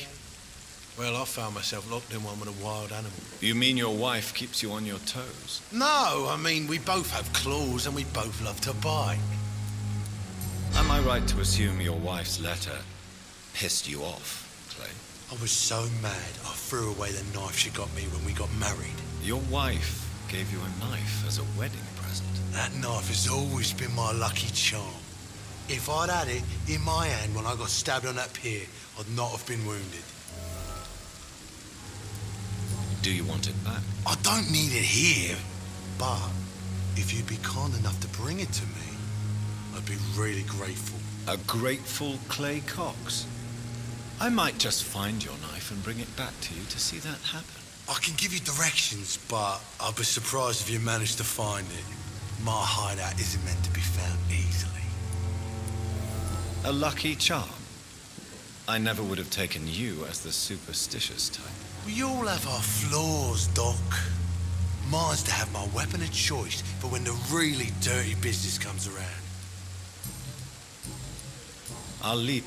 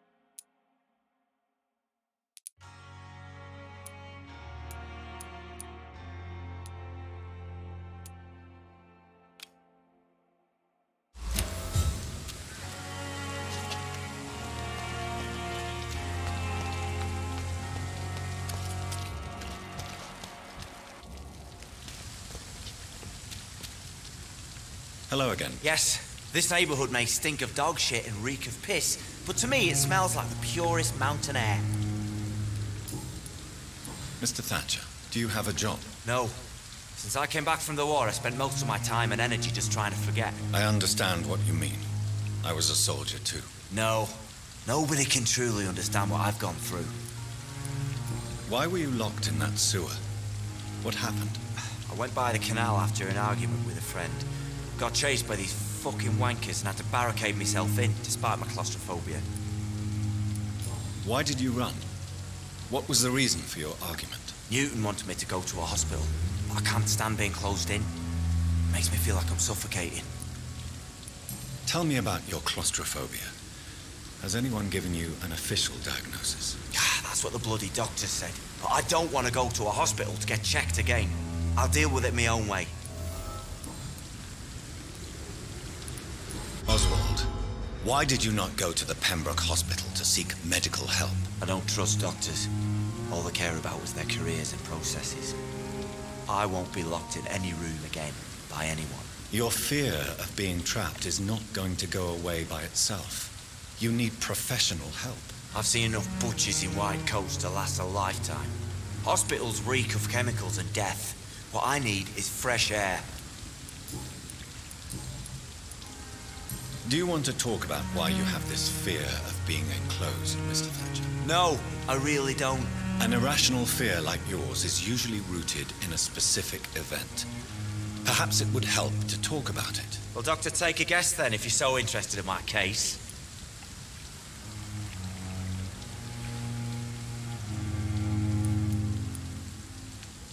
When I rescued you, you expressed joy at seeing the sky again. So I'm inclined to believe you were trapped or buried somehow. Maybe during the shelling. Jeez, you're good, Doc. You're really good. Go on, please. Tell me more about it. Newton and I were trapped in a circulation tunnel after an artillery attack. We were buried alive for several days without ever knowing if we'd be found. Oswald, tell me about what happened when you were buried in that tunnel with Newton. It was more than dark. It was black as pitch. Hours seemed like days, and days like months. Oh, the terror, the shameful thoughts. Lord have mercy. What you endured was terrifying. It would have completely destroyed weaker men. It did not destroy Newton. Shameful thoughts. Tell me about them. At some point, I don't remember which day, but when I thought we'd never be rescued, that this would be our end, I thought about... Say it, Mr. Thatcher. If you ever want to heal, you have to say it. I thought about what I could do to survive, just for a few more days. I thought about killing Newton. Killing and eating him. The man I fucking love. Tell me about your true feelings for Newton. I love him. I'm not ashamed to say it. He's the best thing that ever happened to me. I can't imagine life without him. Why should you be ashamed? I'm not, I said. But Newton sees it differently. I admire your honesty. It takes courage to stand up to society. The world needs people like you to create change. Courage is what we needed in the trenches, looking death in the face every day. I speak plain. I speak my mind. Have you always been this straightforward? All I know is, before you saved me by the sewer, my only regret was I wouldn't be able to hold or kiss Newton again. I love him, that's all. Goodbye, Mr.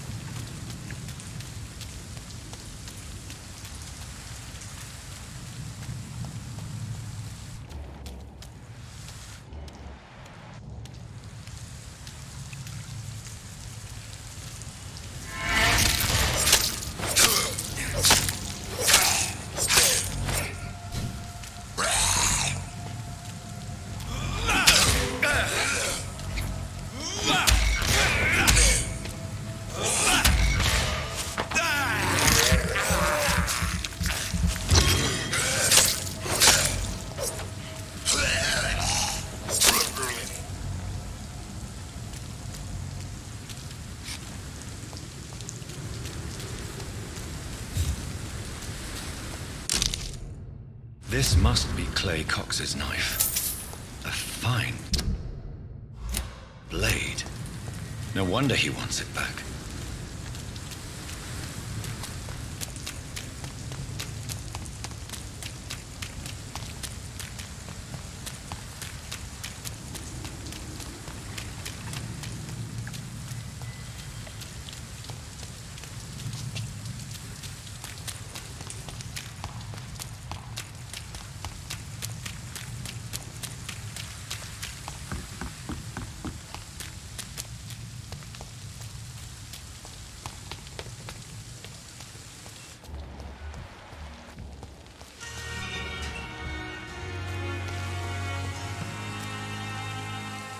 Hey, Doc.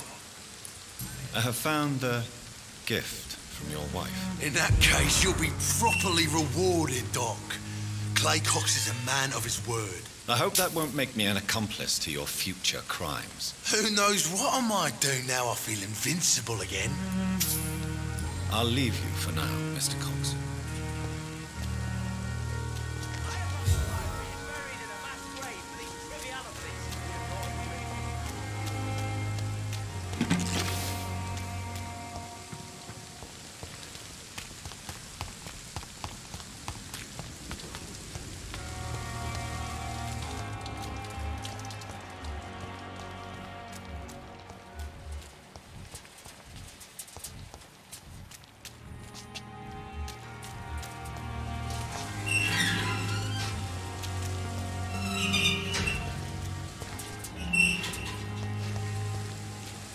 Good evening, sir. I'm Dr. Jonathan Reed of the Pembroke Hospital. May I be of assistance? Dr. Reed. So it's you who saved my friend Oswald. It's a pleasure to meet you, sir. And you are? Newton Blight. Oswald and I recently returned from the war. Why do you stay here now that Mr. Thatcher's back? It's complicated. Since the war, Oswald's been really nervous with the idea of entering any hospital. And me, I've got my own issues. Can you speak about them? Rats, sir. Even seeing one, they turn me. Just want to run. It's that fear that stopped me from going after Oswald when he left. What can you tell me about the war, Mr. Blight? If you want to speak about it, of course. War was... well, you know, sir. The stench of death everywhere. Your mates lying bleeding in the mud. Just praying to make it through and get home. Bloody nightmare. Did you know Oswald Thatcher before the war? No. We met in the battlefield. I think we're in the same boat to France. We've stuck together ever since. I fought in France, too. I served as a field surgeon, but it was not uncommon to repel an assault, especially at night. Yeah. The first time I was wounded, I had to protect the infirmary from hostiles. Twice. You are always welcome at the Pembroke Hospital. As a former officer, I'll be honored to welcome a fellow veteran. I'm not giving up on bringing Oswald back to the hospital. I just need to convince him that he needs some help. Perhaps he needs to reach that decision by himself. Could you speak to him? He doesn't usually listen to doctors, but perhaps because you've been through it, you can talk him round. How do you feel about Oswald Thatcher? You are more than friends, aren't you? I love him. I love Oswald. We knew we wouldn't survive the war without each other. But I am terrified, Doctor. What frightens you so much? What if people find out? Oswald says I'm ashamed, but it ain't that. It's more, well, you know, never thought I'd love a man.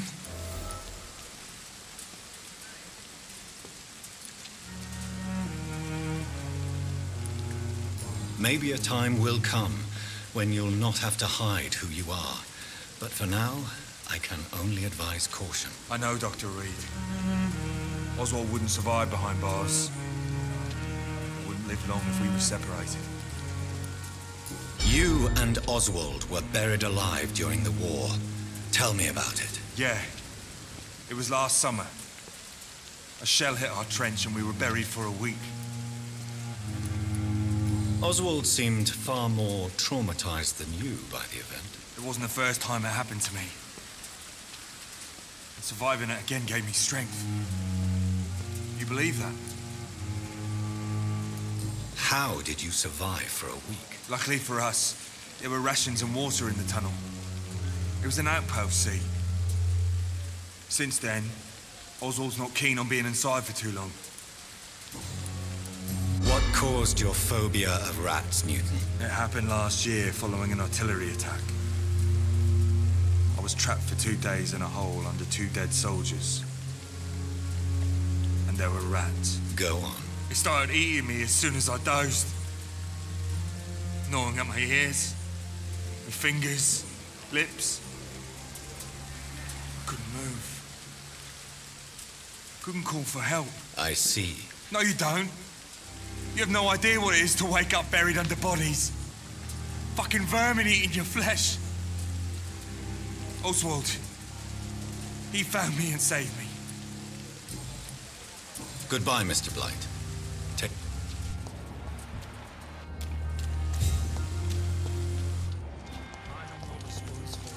We were supposed to be saved for what?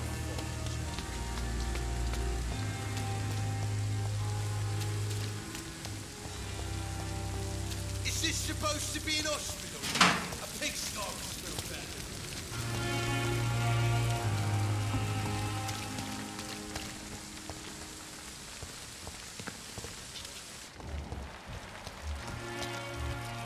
Perhaps I should have considered the offer of that Calicut fellow.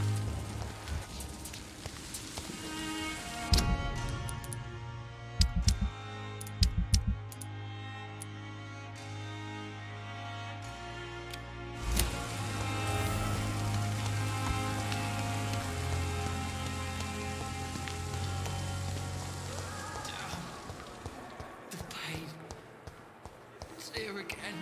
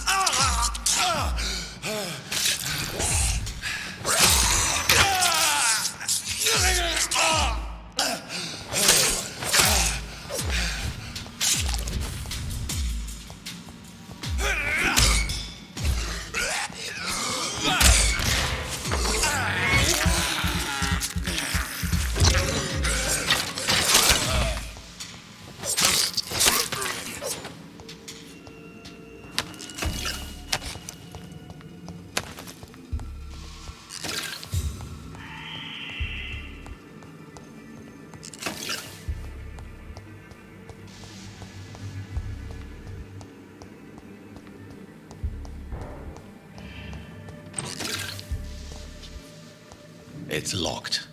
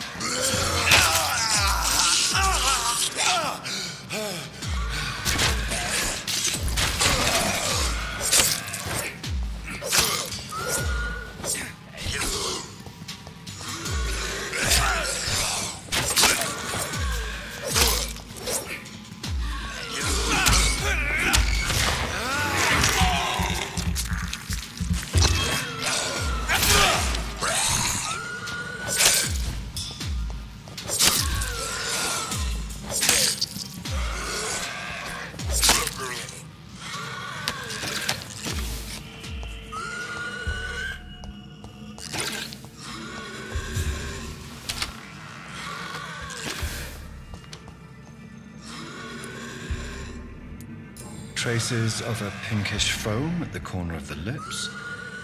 Some sort of drug overdose, perhaps? Multiple abrasions and scarring on the arms and legs. Old and distinctive injuries of a sailor or a fisherman. The chest was originally opened to perform the operation. The sutures are clean, but the chest has been reopened. A puncture over the left lung, possibly a chest tube insertion. Not the cleanest work, but I think it was successful. Signs of internal bleeding. So, Dr. Tippett's anesthetics were incorrectly dosed, causing the patient's death. And then he tried to operate on him again. Tippett has made an egregious error. It's time we talked.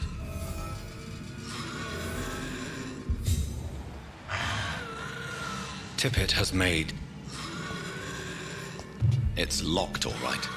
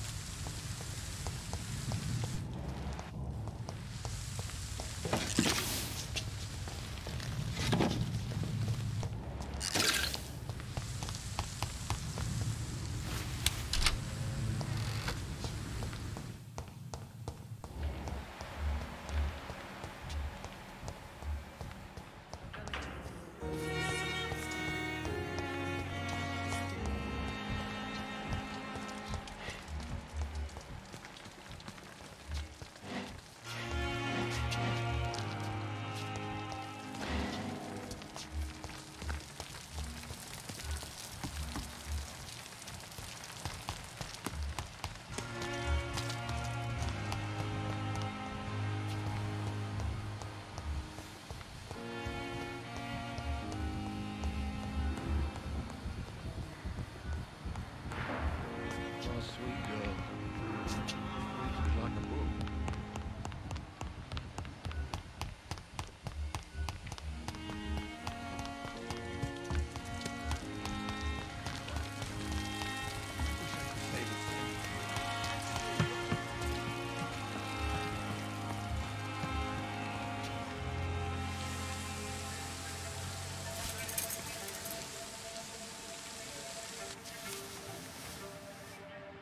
How can I be sure I'll not find your unconscious body in the house again?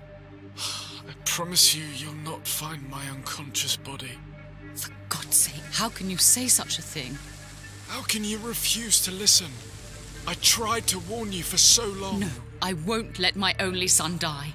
You promised me you'll stay alive. Your son lied to you, like the whole world lies to us.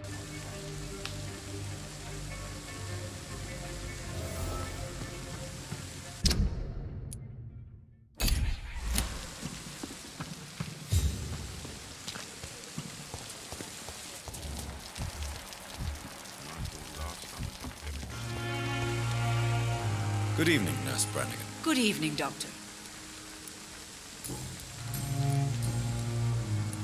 Tell me what Dr. Tippett did. I know his mistake caused a patient's death. If I had not covered up his error, Dr. Tippett would have been fired from this hospital. I could not let that happen. You can't allow your emotions to dictate your conduct concerning patients, Nurse Brannigan. Look around you, Dr. Reed. Do you really think we can afford to lose a brilliant practitioner like Dr. Tippett in our situation?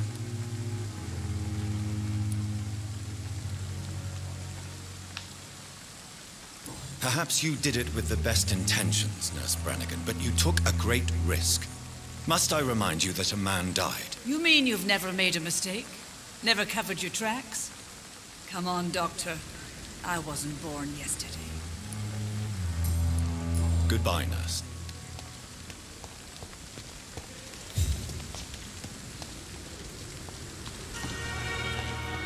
So many deaths.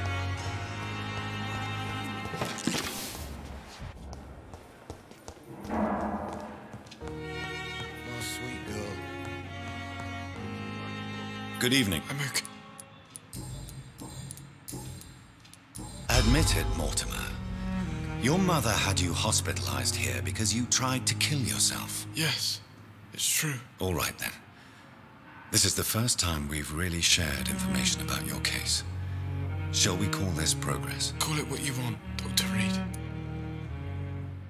You can trust me. I won't report you to the authorities. My one and only concern is your health. I guess I should thank you, then. Can I help you in any way, Mr. Goswick? I wrote a letter for my mother.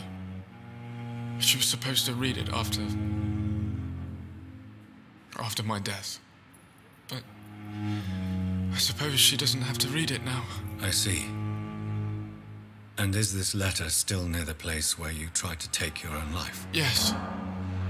And I don't want anyone reading my last words. I mean, I'm still here. If you bring me back that letter, then perhaps we'll talk. I have to go now. Good evening, sir. Doctor, I'm sure we're making a difference.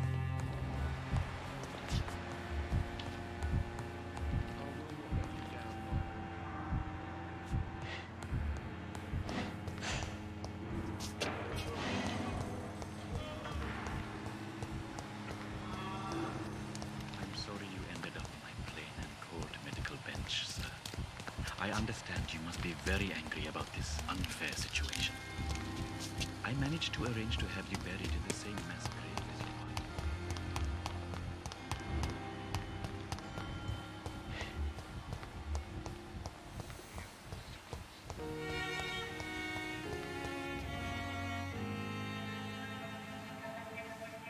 You don't mind if I search your pockets, do you, sir? You won't need any of these anyway.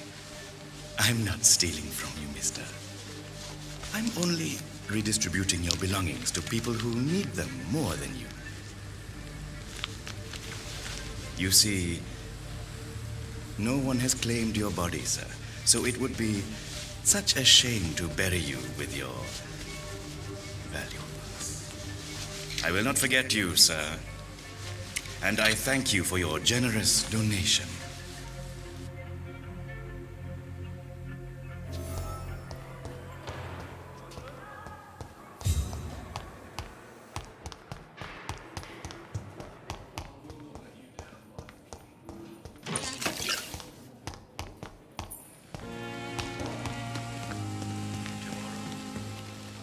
Good evening. How dare you steal from the dead, Rakesh? Is that what your pawnbrokers is really about? These people are dead, sir.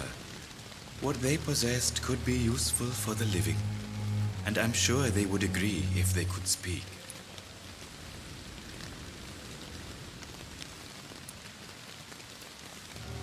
You should show respect for the dead. What about their loved ones who may treasure these items you sell? The bodies I watch over are the unwanted and undesired, sir. I would never deprive anyone of their family artifacts.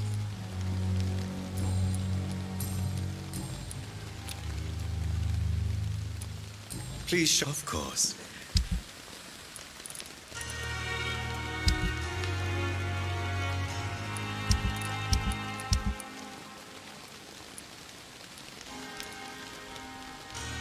Tomorrow, more bodies will arrive. I'm managing a trade.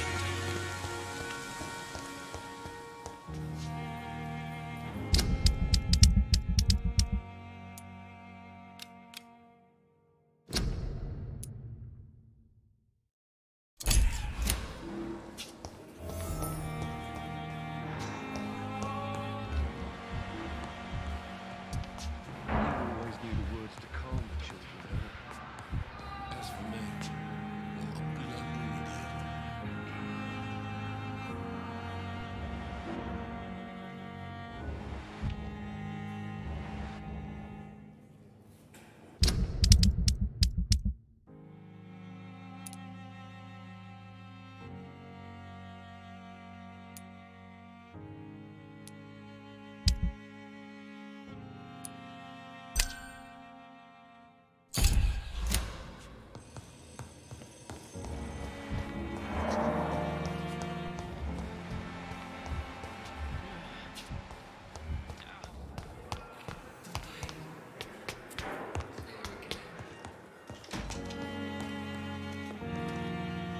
Good evening, sir. So it is true. The famous Dr. Reed has joined us.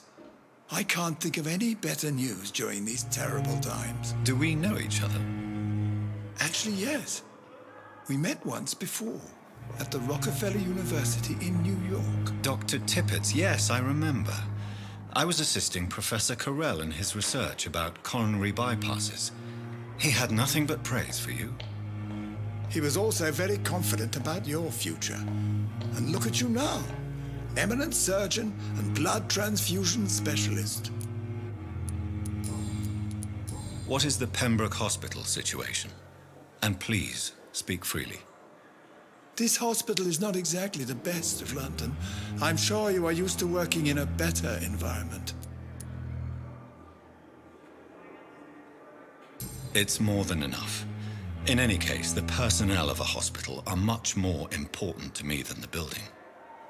Don't be misled by appearances, Dr. Reed. This hospital does not lack talented people. It just lacks hope. What can you tell me about the staff in the hospital? Some are really good, and others are not so good.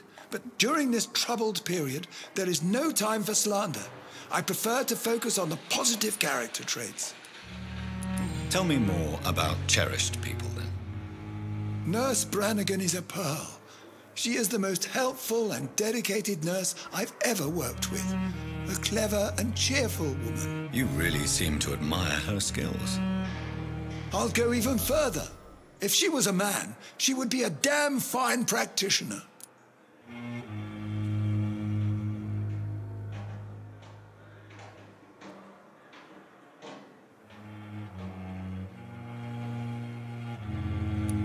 Any opinion about the management? I don't always agree with Dr. Swansea's reserve, but But I must admit, he does all he can to keep this facility running during this crisis. Ah, yes, the burden of command. I was fed up with this concept while serving as a medical officer. Don't get me wrong. Swansea's a good administrator. I just wish he would get out of his office down again. You're exhausting yourself, Corcoran. Maybe you should think about preserving your strength. No. We must keep on healing all those poor souls. We are the last rampart before chaos. Once more, unto the breach.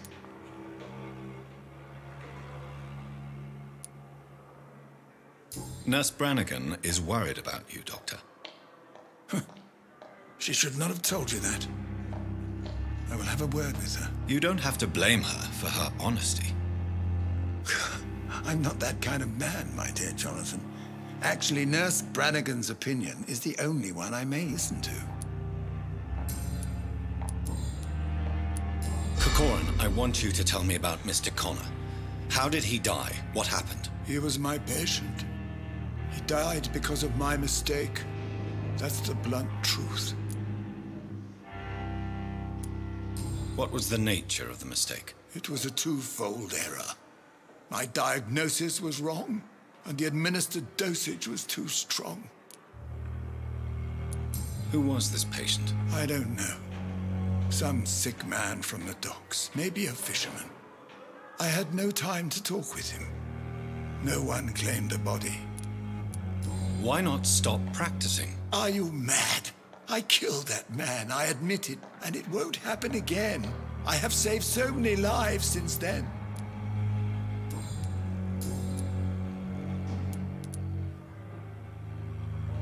I will cover for you, Dr. Tippett, by keeping what happened to Mr. Connor to myself. I don't know what to say, actually.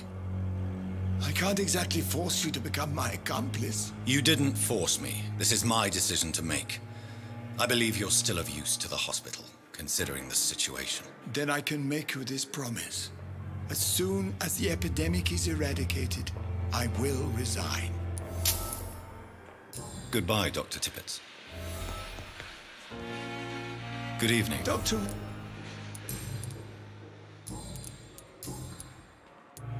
What will you do after your resignation?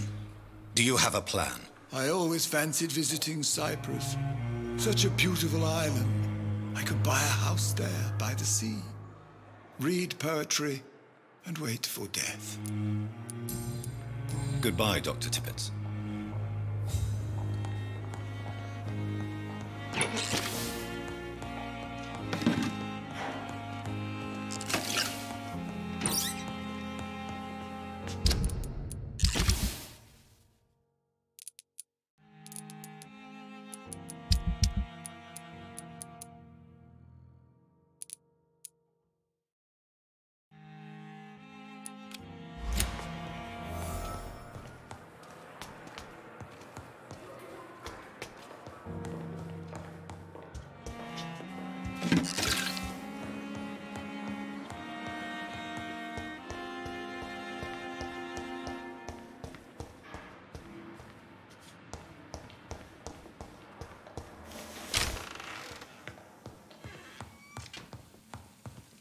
The flower's dying.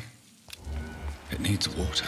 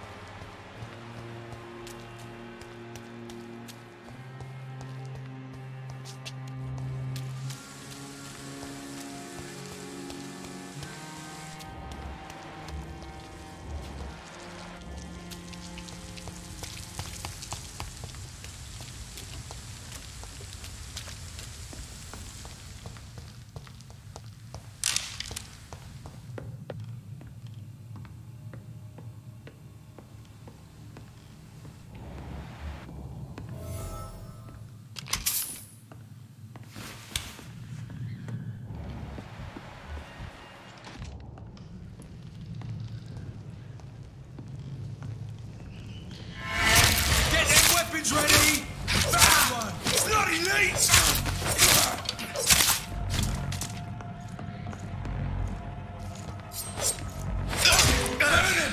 That's what you do with leeches.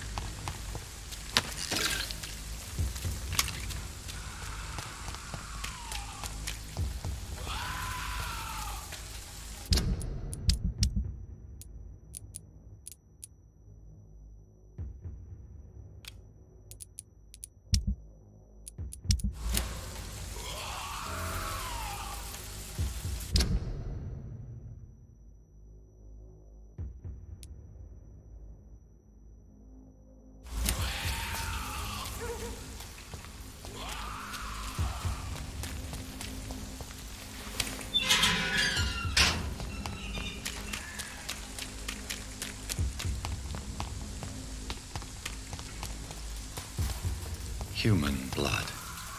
Whoever left these marks did so deliberately.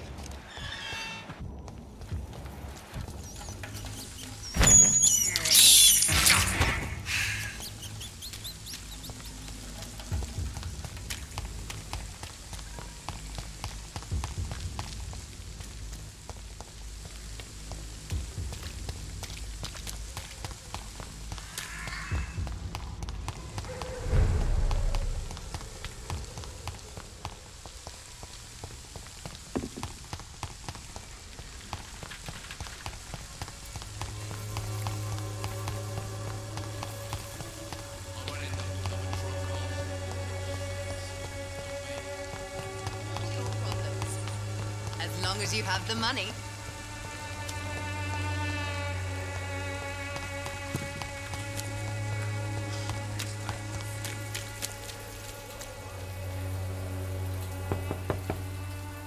Hello, Mr. Petrescu. Hello.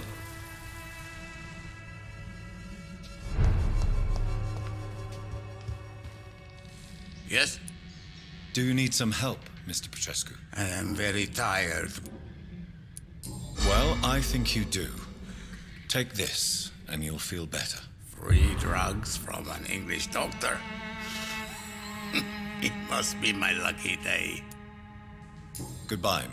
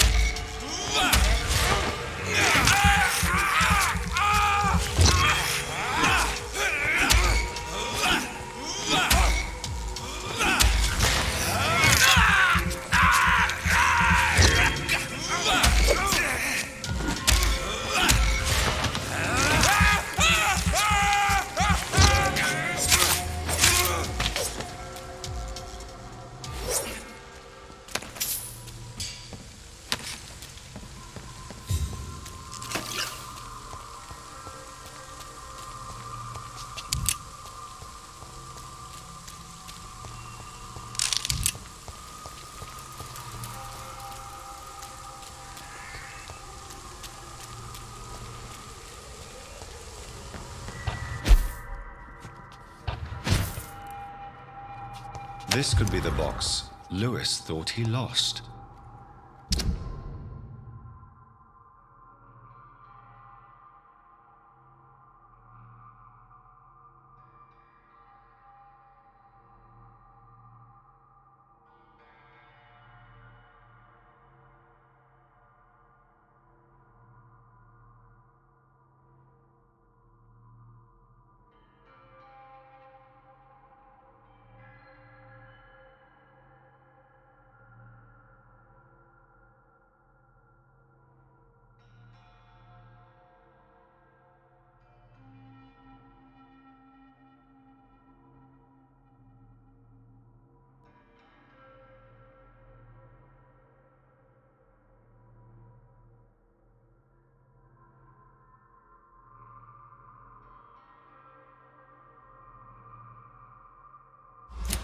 A love letter from Joe Peterson's wife addressed to Barrett Lewis. Who should I give it to, I wonder?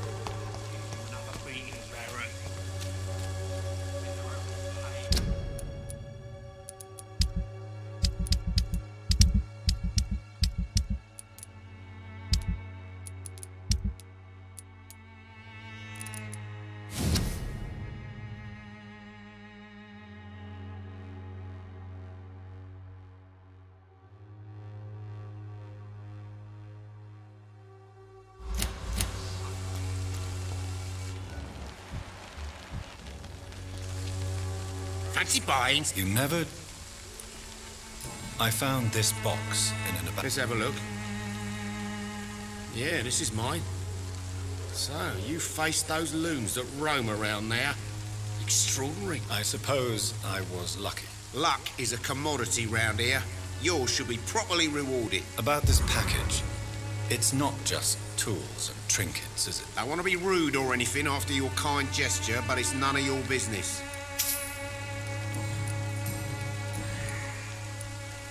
Barrett, you had an affair with Joe's wife, didn't you? Yeah, I did. She's the only woman I loved. My first regret is that she stayed with Joe after Harry was born. The second is I never shed a tear when she died. Did you ever try talking to Joe? Never. But I suspected he knew everything, even without knowing it. And he decided to make me pay in his own way. Do you mean you're Harry's father? No one will ever know for sure. And it's better that way. And I don't believe I'd have been all that bad as a dad. What do you know of Harry Peterson? The boy seems so fragile. Not like his father at all. Harry's a good boy, but he spends most of his time complaining. He's had it tough, all right, but he needs to grow a pair. What troubles him exactly? Well, despite being his father's son, almost everything, I think. He never wanted to come to Whitechapel in the first place.